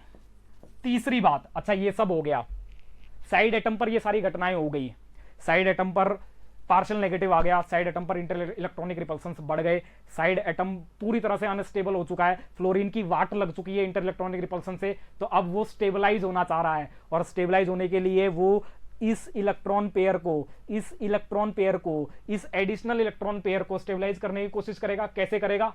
देगा उस ए एटम को देगा जिस पर पार्शियल पॉजिटिव था। तो पार्शियल पॉजिटिव जो ए एटम था वो कब ले सकता है? जब उस पर वैकेंट ऑर्बिटल भी हो। पार्शियल पॉजिटिव होने से ही काम नहीं चलेगा। बोलो यार, अरे बोल तो दो, बोलो। जैसे आप ये कह सकते हैं, जैसे मैं ये कह सकता हूं कि CF4 की जो मैंने अभी चर्चा की थी, अभी थोड़ी देर पहले जो मैंने CF4 की चर्चा की, यहां पर क्या हो रहा है? यहां पर ये बॉन्ड भी पोलर है, ये बॉन्ड भी पोलर है, बॉन्ड पोलर है, बिल्कुल पोलर है, खूब पोलर है। साइड एटम पर एडिशनल इलेक्ट्रॉन पेयर भी हैं, कमाल के हैं, ये वापस देना भी चाहेगा, लेकिन यहां कार्बन के पास वैकेंट तो नहीं है, इसके पास तो वैकेंट है ही नहीं। तो इसका मतलब अब ये दे कहां? इसके पास पार्शियल पॉजिटिव तो है, इसके ऊपर पार्शियल पॉजिटिव तो है, इस ए एटम पर पार्शियल पॉजिटिव तो है, लेकिन वैकेंट ऑर्बिटल नहीं है, तो लेगा कहां? तो इसका मतलब वैकेंट ऑर्बिटल भी तो जरूरी है। अगर वैकेंट ऑर्बिटल ही नहीं हुआ, फिर कहां से लेगा? फिर कहां देगा? फिर ये कहां देगा इसको? समझे आप मेरी बात? तो तीसरी बेहद इंपॉर्टेंट कंडीशन, स्पीसीज या फिर आप लिखिए atom which possesses partial positive must have low energy vacant orbital, low lying vacant orbital.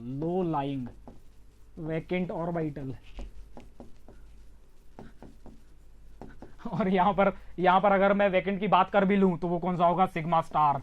और ये बहुत हाई एनर्जी होते हैं, भयंकर हाई एनर्जी होते हैं। इसी वजह से ऐसे केसेस में बैक बॉन्डिंग नहीं होती।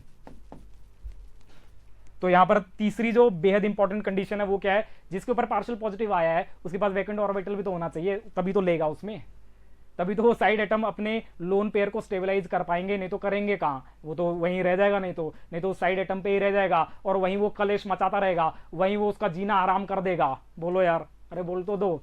तो ये 3 कंडीशंस जिन भी सिस्टम्स में आपको देखने को मिलती हैं वहां पर बैक बॉन्डिंग की संभावनाएं खूब है, कूद कूद के हैं और वहां पर बैक बॉन्डिंग्स होती हैं। तो चलिए अब शुरू करते हैं बैक बॉन्डिंग का खेला। इसमें एक चौथी कंडीशन है जो कि बहुत इंपॉर्टेंट भी है, उसकी मैं चर्चा कर देता हूं, उसको आप और सुन लीजिए। उसके बाद फिर हम लोग खेलना शुरू करेंगे, किसमें बैक बॉन्डिंग होगी किसमें नहीं होगी ये हम चर्चाएं करेंगे, और उसके बाद फिर आएगा बैक बॉन्डिंग की एप्लीकेशंस, वो हम लोग अगली क्लास में डिस्कस करेंगे। फिलहाल ये 4 कंडीशंस मैं आपको बता देता हूं और 4 कंडीशन से हम सीख लेते हैं ये देखना कि किसमें बैक बॉन्डिंग है और किसमें नहीं है तो फिर किस तरह की वो बैक बॉन्डिंग है। चौथी जो कंडीशन है वो इस तरह की है, देखिए ए बी एटम है,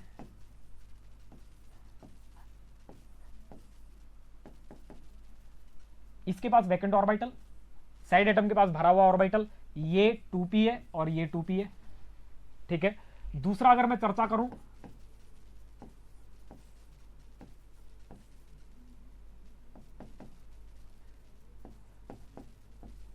ऐसा हो सकता है 2p 3p हो सकता है ये, और तीसरी जो कंडीशन है, तीसरी जो पॉसिबिलिटी है वो इस तरह से है, एक के पास भरा हुआ हो और जो B है इसके पास जो खाली है, वो दरअसल 3D हो, इसके पास जो खाली है वो 3D हो।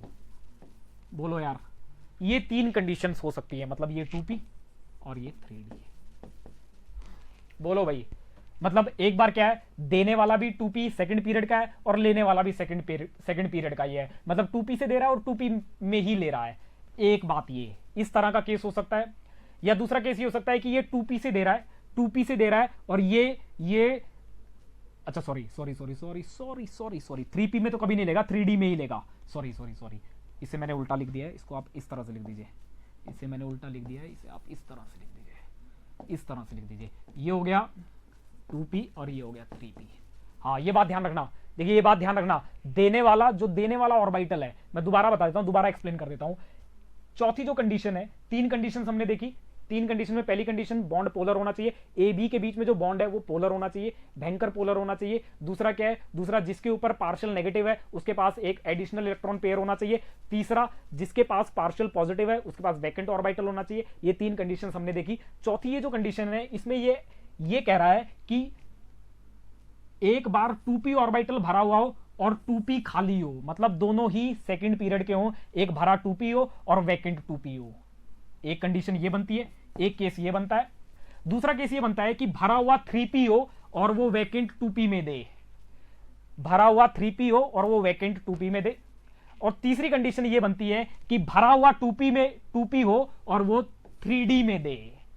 अब मेरी बात समझे क्या, भरा हुआ 2p हो और वो 3d में दे, ये भरा हुआ 2p ऑर्बिटल है और ये वैकेंट 3d ऑर्बिटल में दे रहा है, 3p में नहीं देगा कभी भी। जो मैंने यहां 3p लिख दिया था, यहां पे जो मैंने 3p लिखा था वो नहीं होगा, वो केस कभी नहीं होगा। भरे हुए 3p में कभी नहीं दिया जा सकता। मतलब मैं ये कह रहा हूं कि 2p ऑर्बिटल, जो 2p ऑर्बिटल है, ये 2p ऑर्बिटल भरा हुआ होगा और ये वैकेंट 3d में देगा। ये 3 कंडीशंस आपकी बनती हैं। पहला जिसमें ये जो साइड एटम है इस पे जो लोन पेयर है ये 2p ऑर्बिटल में, और जिसको ये दे रहा है वो भी 2p वैकेंट 2p ऑर्बिटल है। दूसरा जो भरा हुआ ऑर्बिटल है वो 3p है और वैकेंट 2p है। अब यहां पर जो भरा हुआ है ये भरा 2p है और ये वैकेंट 3d है। बोलो यार, इस तरह से ये 3 कंडीशंस होंगी। इन तीन केसेस में जो मैंने बात की थी, जो मैंने दूसरा और तीसरा कंडीशन जो मैंने डिस्कस किया है, दूसरा और तीसरा कंडीशन, दूसरे में मैंने बोला है कि जो पार्शियल नेगेटिव वाली जो स्पीसीज होगी, जिस पर पार्शियल नेगेटिव होगा उस पर एटलीस्ट एक लोन पेयर होना चाहिए। तीसरी कंडीशन जो मैंने बोला है जिस पर पार्शियल पॉजिटिव होगा उस पर वैकेंट ऑर्बिटल होगा। तो वो जो भरा हुआ ऑर्बिटल और जो वैकेंट ऑर्बिटल है उसका जो कॉम्बिनेशन है वो ये 3 कॉम्बिनेशन ही हो सकता है, मैं ये कह रहा हूं। अब मेरी बात समझे, जो मैंने सेकंड और थर्ड कंडीशंस जो बोली हैं उस उनका उनका उनका जो कॉम्बिनेशन होगा वो ये 3 केसेस ही बनते हैं। भरा हुआ ऑर्बिटल 2p तो वैकेंट 2p, भरा हुआ ऑर्बिटल 2p तो वैकेंट 2p, भरा हुआ ऑर्बिटल अगर 3p तो वैकेंट 2p, भरा हुआ ऑर्बिटल अगर 2p तो फिर वैकेंट 3d। यही 3 केस बन सकते हैं, इसके अलावा और कोई केस नहीं बन सकता। मतलब आप तीनों में देख लीजिए एटलीस्ट वन एलिमेंट, एक एलिमेंट जो है इज फ्रॉम सेकेंड पीरियड, एक सेकेंड पीरियड से है, एटलीस्ट एक सेकेंड पीरियड से है, एक बात। और दूसरा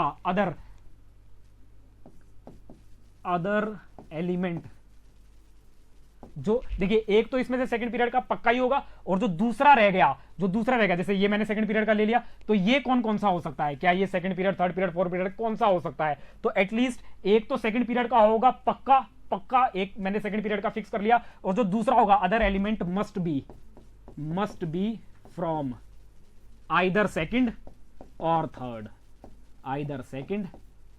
थर्ड, ओनली, इसके अलावा नहीं हो सकता। आप मेरी बात समझे? सबसे पहले कंडीशन मैंने क्या बताई, बॉन्ड का पोलर होना जरूरी है। दूसरी कंडीशन मैंने क्या बताई, जिस पर पार्शियल नेगेटिव है उस पर एक लोन पेयर का होना जरूरी है, मतलब उस पर एक भरा हुआ ऑर्बिटल जरूरी है। तीसरा मैंने क्या बताया, जिस पर पार्शियल पॉजिटिव है उस पर वैकेंट ऑर्बिटल होना जरूरी है। भरा हुआ ऑर्बिटल और वैकेंट ऑर्बिटल सेकंड कंडीशन और थर्ड कंडीशंस जो हैं उनके जो कॉम्बिनेशन है वो इस तरह के 3 कॉम्बिनेशन केवल बन सकते हैं, इस तरह के 3 ही कॉम्बिनेशन केवल संभव है। और उसमें आपको एक बात क्या ध्यान रखनी है, इसमें से, इन कॉम्बिनेशंस में से, भरे हुए और वैकेंट में से जो एक एलिमेंट होगा वो पक्का सेकंड पीरियड का होगा, और जो दूसरा है वो सेकंड का होगा या फिर थर्ड का होगा, उसके अलावा और कुछ नहीं हो सकता। मतलब फोर्थ, फिफ्थ, सिक्स्थ और किसी का नहीं हो सकता। एक पक्का सेकंड का होगा, एक तो फिक्स कर लिया, ये तो सेकंड का होगा ही होगा, दूसरा वाला सेकंड का भी हो सकता है, थर्ड का भी हो सकता है, फोर्थ, फिफ्थ और किसी का नहीं होगा। समझे आप मेरी बात? इतनी बात आपके पल्ले पड़ी? अरे इतनी बात आपके समझ में आई? मैं दोबारा बोलूं, पहली वाली जो कंडीशन थी बॉन्ड पोलर होना जरूरी है। दूसरी जो कंडीशन थी जिस पर पार्शियल नेगेटिव है उस पर एक भरा हुआ ऑर्बिटल होना जरूरी है, एटलीस्ट एक लोन पेयर जरूरी है, भरा हुआ ऑर्बिटल जरूरी है। जिस पर पार्शियल पॉजिटिव है उस पर वैकेंट ऑर्बिटल होना जरूरी है, और ये भरा हुआ ऑर्बिटल और वैकेंट ऑर्बिटल के जो 3 केस बनते हैं वो केवल यही 3 संभव है, केवल यही कॉम्बिनेशन 3 संभव है। इसमें भी अगर दोनों 2p के हैं तो एक भरा एक वैकेंट, एक 3p का भरा हुआ है वो 2p में देगा, वैकेंट 2p में, और एक 2p का भरा हुआ है वो वैकेंट 3d में देगा। कुछ इस तरह से आपको ये सारी बातें समझ में आई होंगी। ये आपको समझ में आ गया? इतना आपको समझ में आया? अरे बोलो, इतना आपको समझ में आया क्या?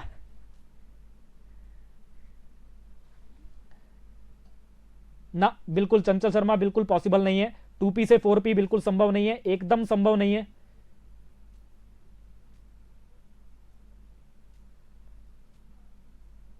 वैकेंट 3p नहीं हो सकता, वैकेंट 3p नहीं होगा।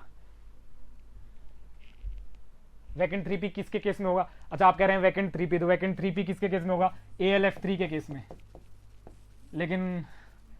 लेकिन सुन लो रे, ओए सुन तो लो, सुनो, सिग्मा बॉन्ड के ऊपर पाई बैक बॉन्ड, सिग्मा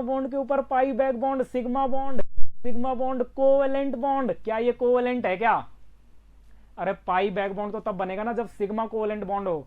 क्या इनमें सिग्मा कोवेलेंट बॉन्ड है क्या?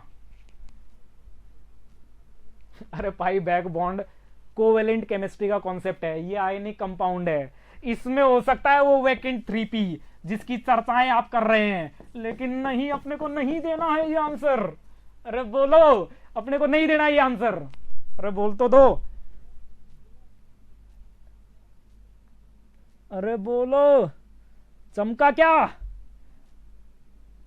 4p क्यों नहीं हुआ मैं भी बता देता हूं। 4p सिकन 4p इसलिए नहीं हुआ क्योंकि 4p ऑर्बिटल बहुत बड़े होते हैं, बहुत बिगर साइज के होते हैं, तो उनके इफेक्टिव ओवरलैप नहीं हो पाते, डिफ्यूज्ड होते हैं वो। जो आपका ओवरलैपिंग रीजन भी होगा ना वो ना के बराबर होगा, तो इफेक्टिव ओवरलैप ही नहीं हो पाई, तो फिर काहे का बॉन्ड, बकवास बॉन्ड। बोलो यार, समझे आप मेरी बात? यहां तक आप बात समझे क्या? अरे यहां तक समझे क्या आप? चलें अब आगे, अब चेक करें किस में होगा किस में नहीं होगा। चलिए मैं कुछ लिखता हूं आपके लिए, कुछ मॉलिक्यूल्स मैं आपके लिए लिखता हूं, आप मुझे जल्दी से बताते जाएं किन में होगा किन में नहीं होगा, किन में बैक बॉन्डिंग होंगी किन में नहीं होंगी। बोलो, चलिए आप मुझे बताइए, which molecules will show back bonding. बताइए किन में बैक बॉन्डिंग होगी और किन में बैक बॉन्डिंग नहीं होगी। बताइए। हाँ, मैं सारा चर्चा करूंगा, चंचल शर्मा सब चर्चा करूंगा। BCl3 में हो जाती है, देखिए BCl3 में हो जाती है चंचल, BCl3 में हो जाती है क्योंकि Cl के पास भरा हुआ 3p है और B के पास वैकेंट 2p है। बोलो यार, मैंने सेकंड केस जो मेरा है, अरे जो मेरा सेकंड केस है भरा हुआ 3p, B है भरा हुआ 3p, वैकेंट 2p, तो 3p दे देता है इसमें। बोलो यार, लेकिन अगर मैं फोर्थ पीरियड से बात करने लग जाऊं तो फिर वो ऑर्बिटल बहुत बड़े हो जाते हैं, और ऑर्बिटल अगर बहुत बड़े हो जाएंगे तो फिर उनके ओवरलैप बहुत डिफ्यूज हो जाएंगे, बहुत बकवास ओवरलैप होंगे उनके, ना के बराबर ओवरलैप होंगे, या फिर ओवरलैप्ड रीजन में जो इलेक्ट्रॉन डेंसिटी है वो बेहद कम होगी।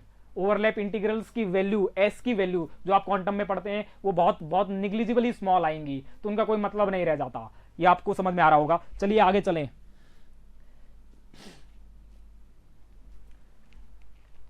चलिए मैं कुछ एग्जांपल लिखता हूं, आप मुझे बताइए क्या इनमें होगा। SiF4।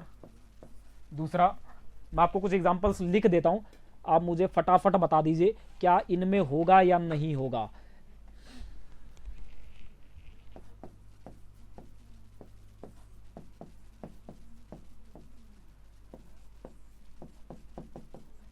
बताइए, जल्दी जल्दी बताइए, इनमें होगा या नहीं होगा।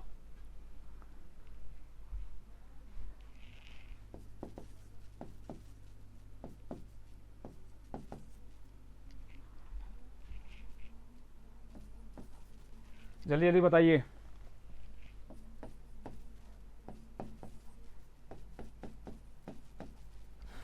जल्दी से बताइए मुझे।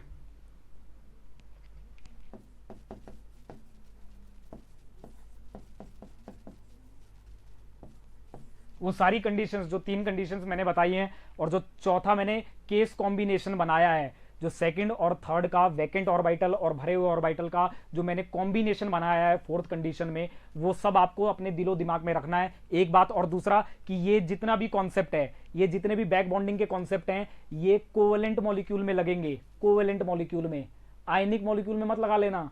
अरे आयनिक कंपाउंड्स में मत लगाना इसको। बोलो यार, आयनिक कंपाउंड के लिए नहीं है ये। अरे बोल तो दो, ये आयनिक के लिए वैलिड नहीं है, ये कोवेलेंट केमिस्ट्री के कॉन्सेप्ट हैं। पाई बैक बॉन्ड, ऑर्बिटल्स की ओवरलैपिंग, ये आयनिक में कब से आने लगा। तो सबसे पहले तो आप ये बात दिलो दिमाग में रखना कि आपको ये समझ में आना चाहिए आयनिक कौन से होंगे और कोवेलेंट कौन से होंगे, नहीं तो आप फंस जाएंगे। अरे बोलो यार, नहीं तो आप फंस जाएंगे। अरे बोल तो दो। चलिए NCl3 आ गया आपका सवाल 10वां। जल्दी से मुझे बताइए,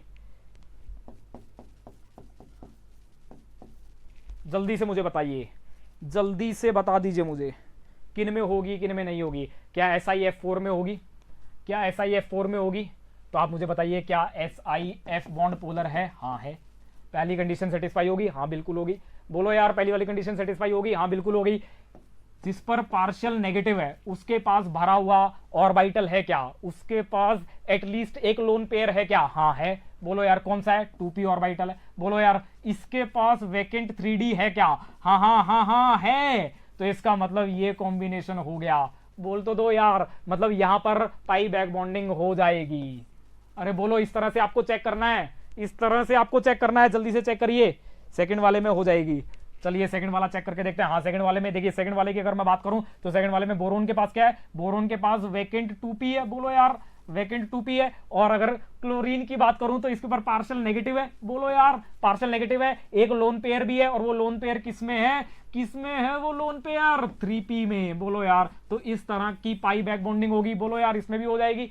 अरे बोल तो दो, इसमें भी हो जाएगी। इसकी अगर चर्चा करें तो ये क्या है? बॉन्ड पोलर है। हाँ बॉन्ड पोलर है, बिल्कुल पोलर है। पहली कंडीशन सेटिस्फाई होगी। दूसरा, जिसके पास पार्शियल नेगेटिव है उसके पास लोन पेयर है। हाँ लोन पेयर भी है। लेकिन अगर तीसरी की बात करूं, इसके पास वैकेंट है। हाँ वैकेंट, लेकिन लेकिन लेकिन भरे हुए और वैकेंट का जो कॉम्बिनेशन था, भरे हुए ऑर्बिटल और वैकेंट ऑर्बिटल का जो कॉम्बिनेशन था, क्या वो यहां सेटिस्फाई हो रहा है क्या, करके देख लेते हैं। भरा हुआ ऑर्बिटल दरअसल 4p ऑर्बिटल है, 4p ऑर्बिटल, और वैकेंट 2p है। मैंने बताया था एटलीस्ट एक 2 का, एक सेकंड पीरियड का होना चाहिए, और जो दूसरा है वो या तो सेकंड या फिर थर्ड से होना चाहिए, उसके अलावा नहीं होना चाहिए। ये गलत हो गया, मतलब इसमें नहीं होगा। अरे बोल तो दो, इसमें नहीं होगा। बोलो भाई बोलो। इसकी बात करते हैं CF4। अभी मैंने चर्चा की थी, अभी ही चर्चा की थी। यहां पर कार्बन के पास जो वैकेंट है वो सिग्मा स्टार है और बहुत हाई एनर्जी का है, मतलब ये नहीं होगा। बोलो यार, लो एनर्जी ल्यूमो होने चाहिए। अरे बोलो, लो एनर्जी ल्यूमो होने चाहिए। और वैसे भी बैक बॉन्डिंग VBT का कॉन्सेप्ट है, उसको नहीं पता सिग्मा स्टार क्या होता है। बोलो यार, अरे बोलो, उसका कोई लेना देना नहीं है सिग्मा स्टार पाई स्टार के टर्म से, कोई मतलब नहीं है उसे। अरे बोल तो दो, नहीं होगा। इसकी चर्चाएं करें, इसकी चर्चा करोगे तो ये कैसा है ये CH4 के तरह ही है। और CH4 की अगर मैं चर्चा करूं, CH4 जैसा ही है। तो बॉन्ड पोलैरिटी की अगर बात करूं, बोलो यार, अगर बॉन्ड पोलैरिटी की बात करूं तो BH में बॉन्ड पोलर हो गया कुछ इस तरह से। फिर से बोरोन डेफिशिएंट हो गया, ये रिच हो गया। लेकिन अब इसके पास पाई सिमेट्री के इंटरेक्ट करने के लिए है ही नहीं, और इसके पास वैकेंट भी नहीं है। बोलो यार, तो इसमें भी नहीं होगी। अरे बोल तो दो, बोलो। इसकी चर्चाएं करते हैं। कार्बन के पास वैकेंट है क्या? नहीं, हटा दीजिए, तुरंत हटा दीजिए। अगर भरा हुआ ऑर्बिटल और वैकेंट ऑर्बिटल में से कोई एक नहीं है तो फिर तो कॉम्बिनेशन ही नहीं बनता। फिर भरा हुआ कहां देगा कहां? अरे भरे हुए को स्टेबलाइज होना है, उस पर इंटर इलेक्ट्रॉनिक रिपल्सन बड़ा हुआ है, लेकिन वो स्टेबलाइज कैसे हो? अपने इस इलेक्ट्रॉन पेयर को दे के, लेकिन दे कहां? बोलो यार, कहां दे? तो इसलिए यहां पर वैकेंट ऑर्बिटल नहीं है, नहीं हो सकती। No vacant orbital. बोलो यार, नो वैकेंट ऑर्बिटल। अरे बोलो, समझ में आया होगा। SiCl4, ओहो, SiCl4, SiF4 की चर्चाएं हुई थी। SiCl4 क्या इसमें होगा? देखने के लिए बताइए ये कौन सा है? पार्शियल पॉजिटिव स्पीसीज है, पार्शियल नेगेटिव स्पीसीज है, भरे हुए 3p ऑर्बिटल हैं, इसके पास वैकेंट 3d है। और मैंने कहा था एटलीस्ट एक तो पक्का सेकंड से होना ही चाहिए। क्या है क्या इसमें? नहीं, गलत। बोलो, अरे बोल तो दो। अमोनिया, इसकी चर्चाएं करते हैं। अमोनिया की चर्चाएं करते हैं। आपके लिए भी काफी ये विस्मय करने वाला, आपको एकदम उलझा देने वाला लग रहा होगा आपको। अरे कुछ नहीं है इसमें, पार्शियल नेगेटिव है, लोन पेयर भी है, बिल्कुल देना तो इसे चाहिए। लेकिन अगर मैं इसकी बात करूं, इसकी चर्चा अगर करूं, बोलो यार, अगर इसकी चर्चा करूं, अरे बोल तो दो, अगर इसकी चर्चा करूं तो क्या इसके पास वैकेंट पाई सिमेट्री का ऑर्बिटल है क्या? नहीं, अरे नहीं है। सिग्मा के बाद इसके इस हाइड्रोजन के पास वैकेंट पाई सिमेट्री का है क्या? नहीं, तो नहीं हो सकती बैक बॉन्डिंग। बोलो यार, अगर NCl3 की बात करें तो मेरी बात बहुत ध्यान से सुनना, मैंने क्या बोला था? बॉन्ड का पोलर होना बहुत जरूरी है। अरे बॉन्ड का पोलर होना बहुत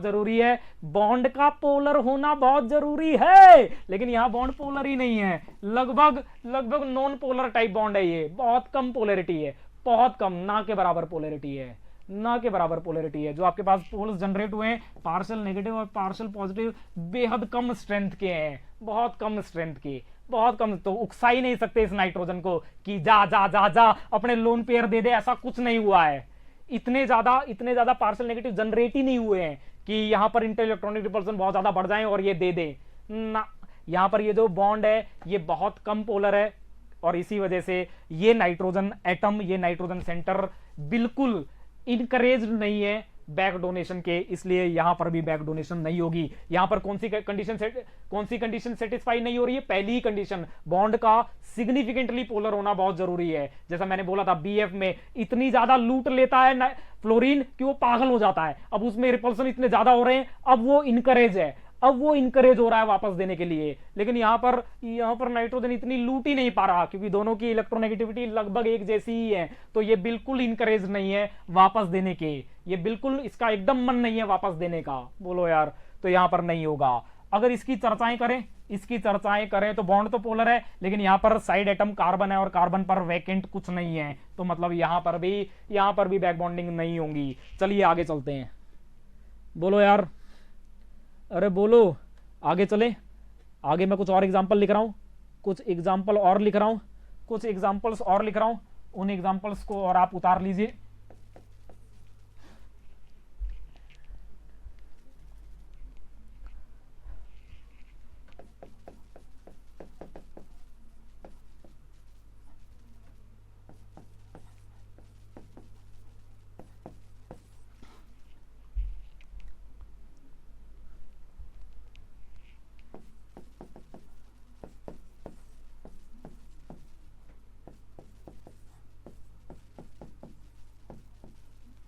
बोलो भाई, जल्दी जल्दी करो, इनको जल्दी से सॉल्व करो, जल्दी से मुझे बताइए, जल्दी से मुझे बताइए, बताइए जल्दी से मुझे, जल्दी से मुझे बताइए किस किस में होगा, किस में नहीं होगा, जल्दी से मुझे बताइए।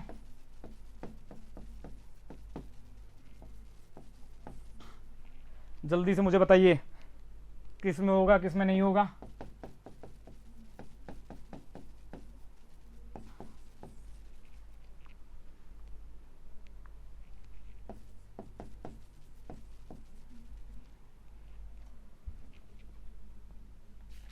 जल्दी से मुझे बताइए, तुरंत बता दीजिए मुझे।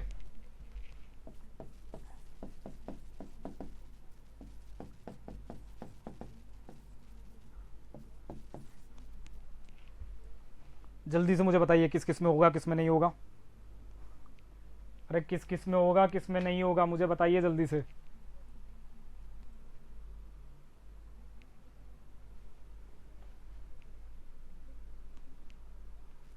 किस में होगा, किस में नहीं होगा।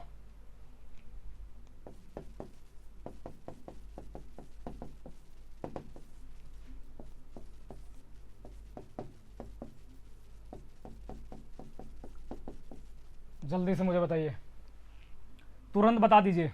देखिए अगर इसकी चर्चा करें तो नाइट्रोजन के पास नाइट्रोजन और सिलिकॉन बॉन्ड है, बोलो यार, यहाँ इलेक्ट्रोनेगेटिव डिफरेंस कमाल के हैं, और दूसरा यहाँ पर लोन पेयर भी है, बोलो यार, जिसके ऊपर पार्शियल नेगेटिव है उसके ऊपर लोन पेयर है, बोलो यार, उसके पास एक अनशेड इलेक्ट्रॉन पेयर है, बोलो यार, एक एक्स्ट्रा इलेक्ट्रॉन पेयर है जिसके ऊपर पार्शियल नेगेटिव है, जिसके ऊपर पार्शियल पॉजिटिव है उसके पास वैकेंट 3d है, बोलो यार, इसके बाद भरे हुए 2p है, इसके पास वैकेंट 3d है, तो ये बहुत आसानी से 2p से 3d में दे सकता है। मतलब एक मुझे सेकंड पीरियड का चाहिए, हाँ है, दूसरा सेकंड का भी चलेगा, थर्ड का भी चलेगा, थर्ड का मौजूद है, बोलो यार, तो ये सभी कंडीशंस को सेटिस्फाई कर रहा है, मतलब यहां पर बैक बॉन्डिंग होगी। बोलो यार, आया आपको समझ में।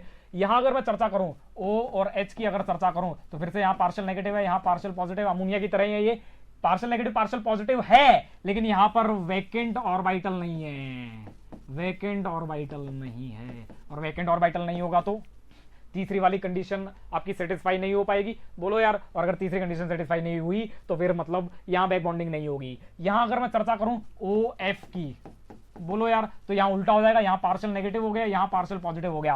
क्या इसके पास वैकेंट ऑर्बिटल है क्या? नहीं, नहीं है वैकेंट ऑर्बिटल। लेकिन अगर यहां चर्चा करूं तो यहां क्या होगा, Cl और Cl, यहां पार्शियल नेगेटिव, अब यहां पार्शियल पॉजिटिव, यहां भरे हुए 2p, यहां भरे हुए 3d दे सकता है, बहुत आसानी से लुटा सकता है। बोलो यार, बॉन्ड भी पोलर है, जिसके ऊपर पार्शियल नेगेटिव है उसके पास लोन पेयर भी है, बोलो यार, इनकरेज्ड है वापस देने के लिए, और ये जिसके ऊपर पार्शियल पॉजिटिव है उसके पास वैकेंट 3d भी है, एक सेकंड पीरियड से, दूसरा सेकंड थर्ड, किसी से भी हो, थर्ड का है, बिल्कुल सभी कंडीशन सेटिस्फाई हो गई, मतलब यहां पर बैक बॉन्डिंग होगी। इनकी चर्चाएं करूं तो इसकी चर्चा अभी इससे पहले नाइट्रोजन वाले केस में की थी, नाइट्रोजन वाले केस में की थी, बोलो यार, अरे नाइट्रोजन वाले केस में की थी, यहां पार्शियल नेगेटिव, यहां पार्शियल पॉजिटिव, लेकिन वैकेंट ऑर्बिटल नहीं है, बोलो यार, नो वैकेंट ऑर्बिटल नहीं हो सकता। यहां अगर बात करूं तो यहां हो जाएगा, अरे बोलो, जैसे यहां पर हो गया वैसे ही यहां पर भी हो जाएगा, बोल तो दो, इसके पास वैकेंट 3d है, अरे बोलो, और इसके पास 2p भरे हुए हैं, इसमें हो जाएगा, अरे बोल तो दो। इसकी अगर इनकी चर्चाएं करूं तो सिंपली देख लेना, ये भी थर्ड पीरियड से है और ये भी थर्ड पीरियड से है, मतलब अगर दोनों थर्ड पीरियड से हो तो वैसे ही नहीं हो सकता, बोलो यार, अरे बोल तो दो। यहां अगर बात करूं तो इनमें क्या कहना है आपका, जल्दी बताइए मुझे, इनमें आपका क्या कहना है? अरे हाइब्रिडाइजेशन वगैरह मैं सब डिस्कस करूंगा मानसी, बिल्कुल चिंता मत करिए, मैं सब डिस्कस करूंगा, एप्लीकेशन में सब डिस्कस होगा, एकदम चिंता ही मत करिए, एकदम मत करिए चिंता।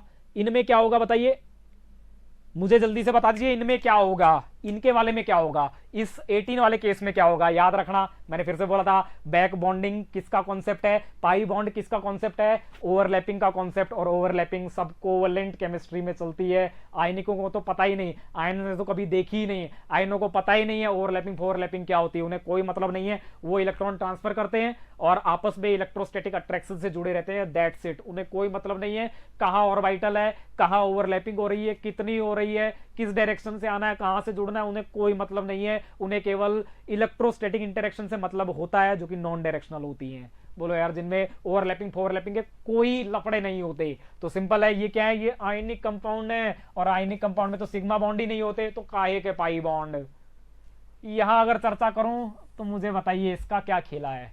दरअसल ये जो कंपाउंड है ना, ये वाला जो कंपाउंड है, ये कोवेलेंट कंपाउंड है, और ये कोवेलेंट कंपाउंड होने की वजह से, ये कोवेलेंट कंपाउंड होने की वजह से यहां बैक बॉन्ड का कॉन्सेप्ट आ सकता है, लेकिन आ नहीं रहा है, क्योंकि ये 4th पीरियड का है और ये 3rd पीरियड का है। बोलो यार, ये 3rd पीरियड का है, कम से कम एक 2nd पीरियड का होना चाहिए, और दूसरा भी 2nd या 3rd का होना चाहिए, 4th का तो होना ही नहीं चाहिए। इसलिए यहां पर बैक बॉन्डिंग नहीं होगी, ब्रिज बॉन्डिंग होगी। हम लोग चर्चाएं करेंगे ब्रिज बॉन्डिंग की, कैसे होती है ब्रिज बॉन्डिंग, ब्रिज बॉन्डिंग कैसे होगी, हम सब चर्चाएं करेंगे, ढंग से चर्चा करेंगे।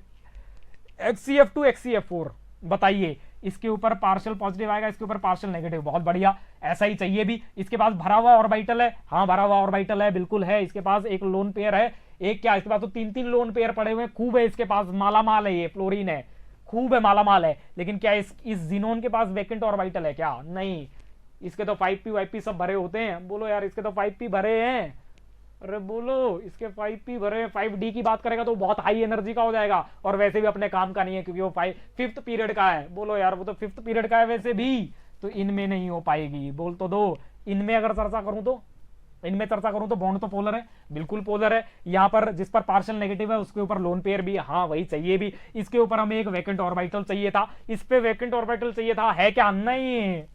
बोलो यार, तो नहीं हो पाएगी।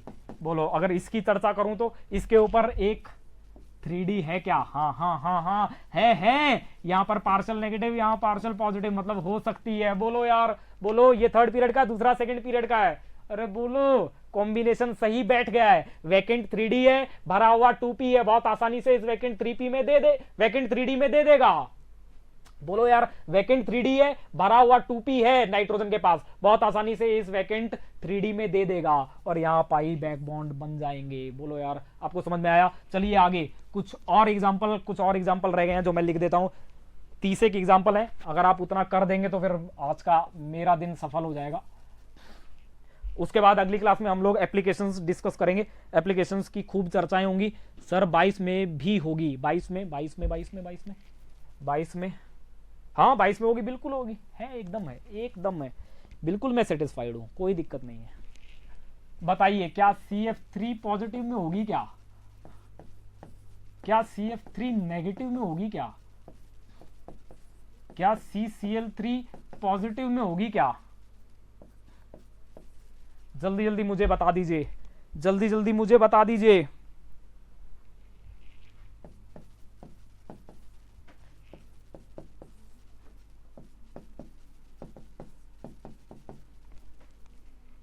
जल्दी से मुझे बताइए, बताइए।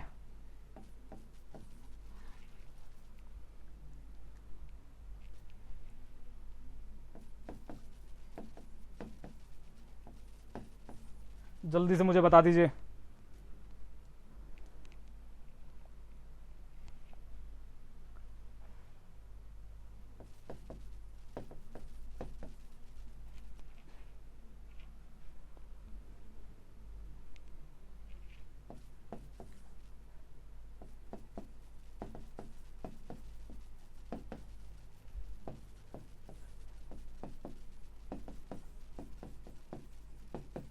बता दीजिए, इनमें किस में होगी, किस में नहीं होगी, मुझे तुरंत आप बता दीजिए। बस उसके बाद आज की क्लास वाइंड अप करते हैं। अगले में हम लोग एप्लीकेशन ऑफ बैक बॉन्डिंग समझेंगे। बैक बॉन्डिंग के क्या क्या एप्लीकेशन है, मतलब यहां से इस कॉन्सेप्ट से क्या क्या चीजें आप सीख सकते हैं, इनका क्या फर्क पड़ता है, मतलब बॉन्ड लेंथ पे क्या फर्क पड़ता है, बॉन्ड स्ट्रेंथ पे क्या फर्क पड़ता है, बॉन्ड ऑर्डर पे क्या फर्क पड़ता है, हाइब्रिडाइजेशन किस तरह से चेंज होती है, बॉन्ड एंगल्स कैसे बदलते हैं, ये सब हम लोग सीखेंगे। एसिडिटी बेसिसिटी कैसे बदलती है, अडक्ट्स की स्टेबिलिटीज किस तरह से बदलती है, बहुत से कॉन्सेप्ट हैं इसके, भयंकर कॉन्सेप्ट हैं, वो सब हम लोग सीखेंगे अगली क्लास में। चलिए इसमें मुझे बता दीजिए, जल्दी से बता दीजिए किस किस में बैक बॉन्डिंग होगी, किन में बैक बॉन्डिंग होगी। तो अगर मैं इसकी चर्चा करूं तो CF बॉन्ड की अगर बात करूं तो CF बॉन्ड पोलर है, कार्बन के पास वैकेंट ऑर्बिटल है, फ्लोरीन के पास partial negative partial positive, fluorine के पास पार्शियल नेगेटिव, सिस्टम के पास लोन पेयर है, बहुत आसानी से भरे हुए 2p से इस वैकेंट 2p में दे सकता है, मतलब यहां पर बैक बॉन्डिंग हो सकती है। बताइए जल्दी जल्दी बताइए प्लीज, जल्दी जल्दी मुझे बताइए। ये डिस्चार्ज हो गया।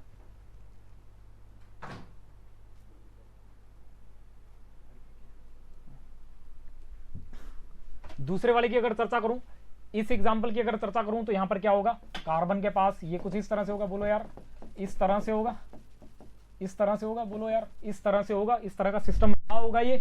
और अगर मैं बॉन्ड पोलैरिटी की बात करूं तो जाहिर सी बात है, हाँ यहाँ पार्शियल नेगेटिव है, यहाँ पार्शियल पॉजिटिव है, बिल्कुल सही बात है। लेकिन क्या क्या इस कार्बन के पास वैकेंट ऑर्बिटल है क्या, इसके पास वैकेंट ऑर्बिटल है क्या, नहीं है। तो यहां से फ्लोरीन कहां दे, नहीं दे सकता, तो मतलब यहां बैक बॉन्डिंग नहीं होंगी। आपको समझ में आ रहा होगा। अगर मैं यहां चर्चा करूं तो यहां पर ये ठीक वैसे ही है। अरे यहां पर ये C पॉजिटिव है ना, C पॉजिटिव किसके इक्विवेलेंट होता है, बोरोन के इक्विवेलेंट ही तो होता है यार, बोलो भाई, बोरोन के इक्विवेलेंट ही तो होता है। तो आप इसको आप क्या लिख सकते हैं, इसको आप BF3 लिख सकते हैं ना भाई। तो जिस तरह से मैंने BF3 में बैक बॉन्डिंग समझाई थी, ठीक उसी तरह से बैक बॉन्डिंग यहां पर होगी। बोल तो दो यार। अगर मैं यहां पे चर्चा करूं तो यहां पर भी क्या होगा, इस C पॉजिटिव का आपको B लिख सकते हैं, C पॉजिटिव का आप B लिख सकते हैं, तो यहां पर आप BCl3 बोल सकते हैं। बोलो यार, तो यहां पर भी क्या होगा, इस कार्बन के पास वैकेंट ऑर्बिटल होगा, क्लोरीन के पास भरे हुए 3p होंगे। बोलो यार, क्लोरीन के पास भरे हुए 3p है और इसके पास ये वैकेंट 2p है। बहुत आसानी से ये भरा हुआ 2p इस वैकेंट, भरा हुआ 3p इस वैकेंट 2p में दे देगा और यहां से ये बैक बॉन्डिंग हो जाएंगी। बोलो यार, इस तरह से होगा ये, यहां पार्शियल नेगेटिव होगा, यहां पार्शियल पॉजिटिव होगा। बोलो यार, अरे बोल तो दो, इस तरह से होगा ये सिस्टम, इसमें भी बैक बॉन्डिंग होगी। इनकी अगर चर्चाएं करें तो ये फिर वैसे ही होंगे क्लोरीन के जैसे। यहां आप क्लोरीन लगा लीजिए, जैसे आप क्लोरीन लगाएंगे तो पार्शियल नेगेटिव फिर यहीं आना है, यहां आना है, लेकिन ये अपने दे तो नहीं सकते। ये जो लोन पेयर इस पे मौजूद हैं, जिन पे बहुत ज्यादा रिपल्सन हो रही है और इस क्लोरीन को मजबूर कर रही है कि वापस दे, लेकिन दे कहां, कार्बन के पास तो वैकेंट ही नहीं है, तो मतलब यहां भी नहीं हो सकती। ठीक वैसे ही जैसा CF3 नेगेटिव में नहीं हुई थी। यहां अगर मैं चर्चा करूं तो यहां कार्बन के पास वैकेंट है, हाँ हाँ हाँ हाँ है, क्लोरीन के पास भरा हुआ है, हाँ है, तो बहुत आसानी से दे देगा। बोलो यार, अरे बोल तो दो, बोलो, बॉन्ड भी पोलर है, अरे बोलो। लेकिन यहां पर अगर यहां चर्चा करूं तो यहां कार्बन के पास नेगेटिव चार्ज है, यहां पर क्या वैकेंट ऑर्बिटल है क्या, यहां वैकेंट ऑर्बिटल है क्या, नहीं है, अरे नहीं है, इस फ्लोरीन के पास वैकेंट ऑर्बिटल नहीं है, तो ये नहीं दे सकता, नहीं दे सकता, ये नहीं दे सकता। तो ये सिस्टम स्टेबलाइज कहां से होंगे, कैसे होंगे सिस्टम स्टेबलाइज, ये बैक बॉन्डिंग से स्टेबलाइज नहीं होंगे, -I इफेक्ट से स्टेबलाइज्ड होंगे। बोलो यार, अरे बोल तो दो, ये -I इफेक्ट से स्टेबलाइज होंगे, अरे बोलो, -I इफेक्ट से स्टेबलाइज होंगे। बोलो भाई बोलो, अरे बोलो। अच्छा, मैंने ये वाला, इसमें मैंने क्या बोला है, इसमें मैंने क्या बोला है, ये वाला तो मैंने ये एक्सप्लेन किया है। इस वाले में मैंने क्या बोला, इसमें नहीं होगी, नहीं नहीं नहीं, इसमें होगी, सॉरी सॉरी, ये आप देख लेना, ये वाला देखना, अरे ओए रुको रुको, ये वाला देख लेना, ये वाला मैंने क्या बोला, मैंने नहीं बोला, इसमें होगी भाई, इसमें होगी, सॉरी, इसमें होगी, इसमें होगी, अरे इसमें होगी, इसमें होगी। कैसे, ये देखिए, ये है, ये भरा हुआ, कार्बन के पास भरा हुआ ऑर्बिटल, कार्बन के पास भरा हुआ ऑर्बिटल और इस क्लोरीन के पास वैकेंट 3D। बोलो यार, कार्बन के पास भरा हुआ ऑर्बिटल, यहां पर क्या होगा, यहां पर ये नेगेटिव चार्ज है और यहां पर ये इस वैकेंट 3D में दे सकता है। बोलो यार, ये भरा हुआ 2p, कार्बन भरा हुआ 2p इस क्लोरीन के वैकेंट 3D में दे सकता है, यहां बैक बॉन्डिंग होंगी, यहां बैक बॉन्डिंग होंगी। आप में से कितने लोगों ने सही बताया है? ये 26 में वैकेंट डी, हाँ बिल्कुल है। तिशांत बिल्कुल सही है, बिल्कुल सही है। 26 सही कर लीजिए भाई, 26 सही कर लीजिए प्लीज। मानसी बिल्कुल नहीं, मानसी बिल्कुल सही है आप, एकदम सही है मानसी, मानसी बिल्कुल सही हैं आप, कोई दिक्कत नहीं है, बिल्कुल सही हैं आप।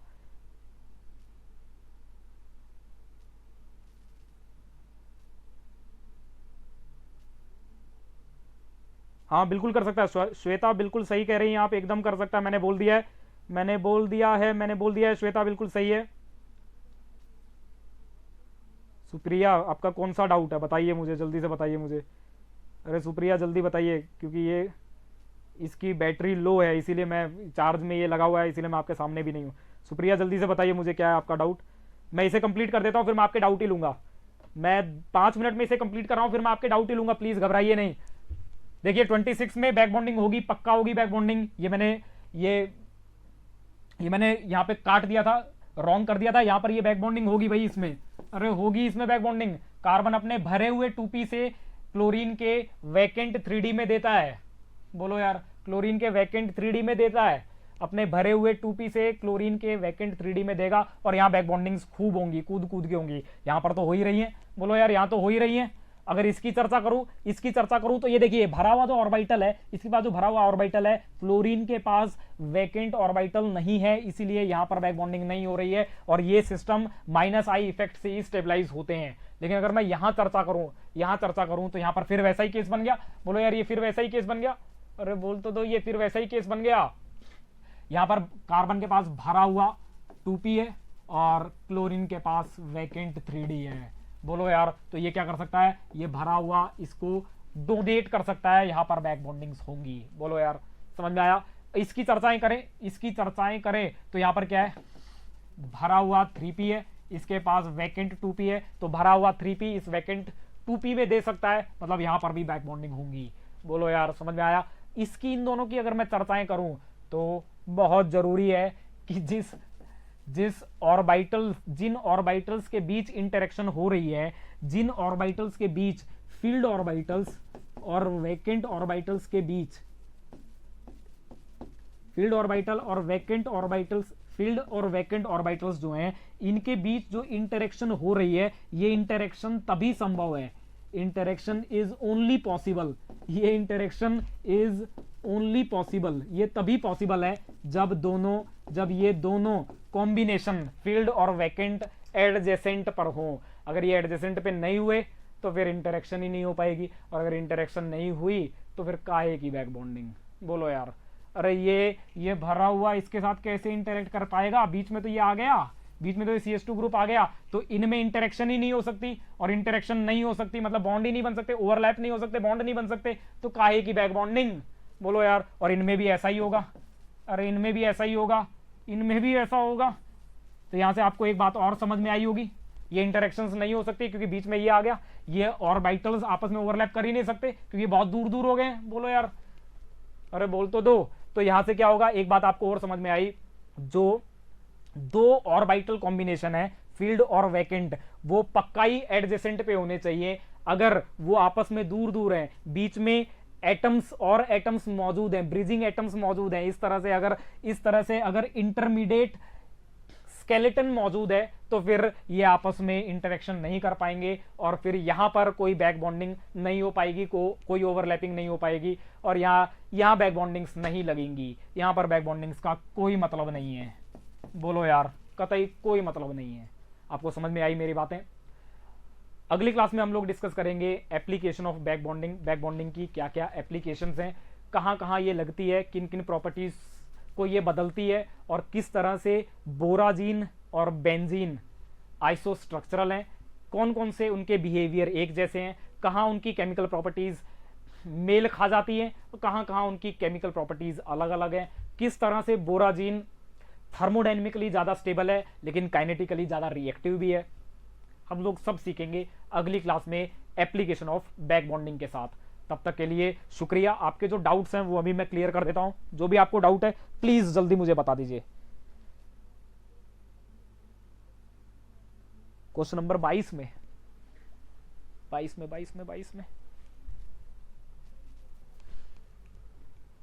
हाँ तो क्या हुआ, sp2 में है तो क्या हुआ, इस तरह से है।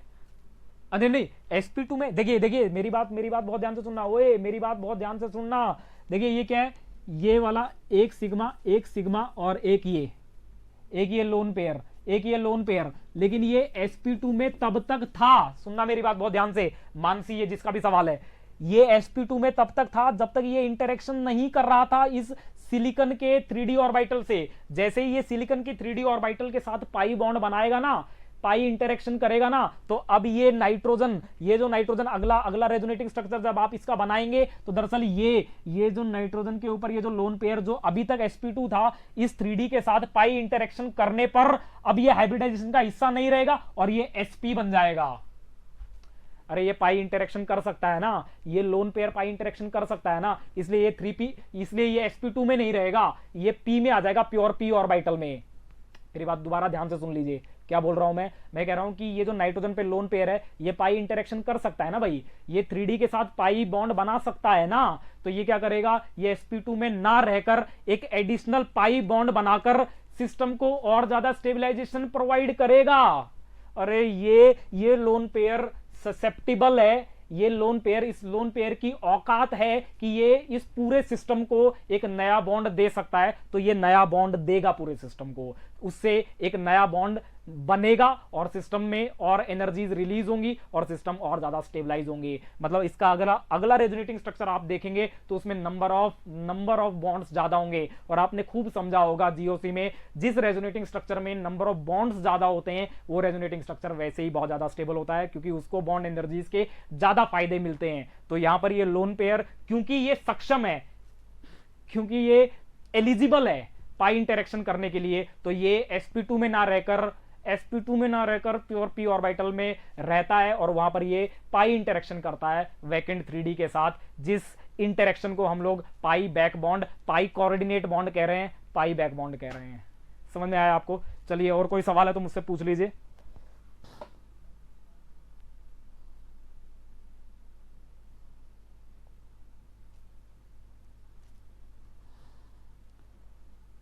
क्वेश्चन नंबर 28,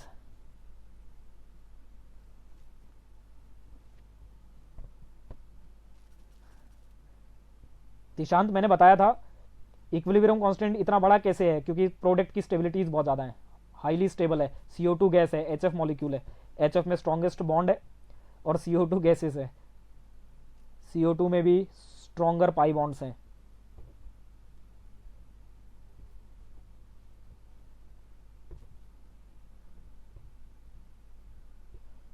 क्योंकि ओवरलैप बकवास होती है सिकन, ओवरलैप बेकार होने की वजह से, ओवरलैपिंग बहुत बकवास होने की वजह से लार्ज ऑर्बिटल्स में बैक बॉन्डिंग के कॉन्सेप्ट नहीं होते।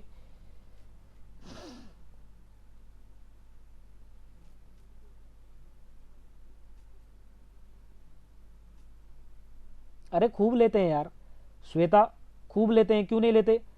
अगर आप sp2 अगर उसको मान लेंगे तो फिर वो बेंट स्ट्रक्चर का हो जाएगा। अगर आप इसको sp2 मान लें तो ये बेंट स्ट्रक्चर का हो जाएगा। अगर आप इसे अगर sp2 बोलें तो ये बेंट स्ट्रक्चर का हो जाएगा। और अगर आप इसे sp बोलें, अगर आप इस लोन पेयर को सिलिकॉन के साथ पाई इंटरेक्शन में इन्वॉल्व करवा दें तो ये sp हो जाएगा, फिर तब तो ये लीनियर स्ट्रक्चर का हो जाएगा।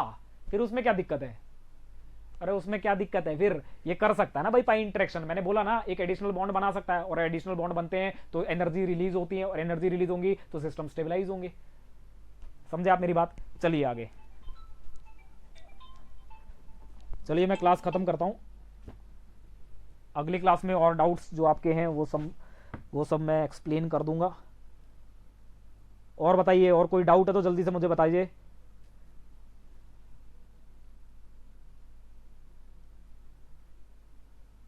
ठीक है मानसी, मिलते हैं अगली क्लास में। कोमल, अच्छा कोमल कह रही है कि क्वेश्चन नंबर 29 दोबारा बताइए क्या है क्वेश्चन नंबर 29। अभी बता देते हैं क्वेश्चन नंबर 29 क्या है। क्वेश्चन नंबर 29 में ऐसा, हाँ क्वेश्चन नंबर 29 में क्या है, हाँ यहाँ पर कार्बन के पास भरा हुआ ऑर्बिटल है, कार्बन के पास भरा हुआ ऑर्बिटल है, और साइड एटम जो क्लोरीन है, आप जानते हैं ये इलेक्ट्रोनेगेटिव है। इलेक्ट्रोनेगेटिव होने की वजह से यहाँ पर ये जो भरा हुआ कार्बन के पास भरा हुआ जो ऑर्बिटल है, इससे कार्बन की इलेक्ट्रोनेगेटिविटी तो डिक्रीज हो चुकी है, क्या बोल रहा हूं मैं, दोबारा सुनना मेरी बात। कार्बन और क्लोरीन की चर्चाएं कर रहा हूं। कार्बन की, यहां पर कार्बन पर नेगेटिव चार्ज है, क्लोरीन पर देखिए यहां पर क्या है, कार्बन पर नेगेटिव चार्ज है, क्लोरीन बहुत ज्यादा इलेक्ट्रोनेगेटिव है, वो लेना चाहता है, अब वो इलेक्ट्रॉन डेंसिटी खींचना चाहता है, अपनी तरफ लेना चाहता है। तो उसको इलेक्ट्रॉन डेंसिटी बहुत आसानी से कार्बन कैसे दे सकता है, अपने इन भरे हुए ऑर्बिटल से इसके वैकेंट 3D में डाल के। आप मेरी बात समझे क्या, इसके पास भरा हुआ ऑर्बिटल, इसके पास वैकेंट ऑर्बिटल, इसकी इलेक्ट्रोनेगेटिविटी कम, इसके पास इलेक्ट्रॉनों की बहुत ज्यादा भूख, ये लेना चाहता है। तो अब यहां पर देखिए सिग्मा से तो दे ही रहा है, सिग्मा से तो क्लोरीन खूब खींचता ही है, लेकिन यहां पर कार्बन के पास नेगेटिव है, कार्बन के पास तो बहुत ज्यादा इलेक्ट्रॉन डेंसिटी अवेलेबल है, एक एक्स्ट्रा इलेक्ट्रॉन ही आ गया है उसके पास। तो उसे स्टेबलाइज करने के लिए वो क्या करेगा, एक नया बॉन्ड बनाना चाहेगा, जो कि संभव भी है क्योंकि क्लोरीन के पास वैकेंट 3D है। तो अब वो क्या करता है, इस एक्स्ट्रा इलेक्ट्रॉन पेयर डेंसिटी को कार्बन स्टेबलाइज करता है डोनेट करके क्लोरीन के वैकेंट 3D में। आपको मेरी बात समझ में आई होगी। क्लोरीन वैसे भूख से मर रहा था, बॉन्ड को पोलराइज तो वो कर ही रहा है, सिग्मा को तो पोलराइज कर ही रहा है, बोलो यार सिग्मा को तो खूब पोलराइज कर ही रहा है। साथ में इस कार्बन पर जो नेगेटिव चार्ज है, ये कार्बन स्टेबलाइज होना चाह रहा है, कह रहा और स्टेबलाइज कर दे मुझे, कोई दिक्कत नहीं है। तो यहां सिग्मा से खींच रहा है, खींच ले, मेरे पास तो और भी है तेरे को देने के लिए, मेरे पास देख ये 2p भरा हुआ है, मैं तेरे को और भी दे सकता हूं, ले अपना 3D दिखा और 3D में भी ले जा, तो 3D में भी दे देता है। समझे आप मेरी बात, इससे एक एडिशनल बॉन्ड बनता है जो कि सिस्टम को और ज्यादा स्टेबलाइजेशन देता है। समझ आया होगा आपको। चलिए देखिए, बुक्स की चर्चाएं मैं बाद में कर दूंगा, बुक्स कौन सी आपको पढ़नी चाहिए। चलिए अगली क्लास में मिलते हैं, तब तक के लिए सबको धन्यवाद। मिलते हैं अगली क्लास में एप्लीकेशन ऑफ बैक बॉन्डिंग के साथ। Bye bye.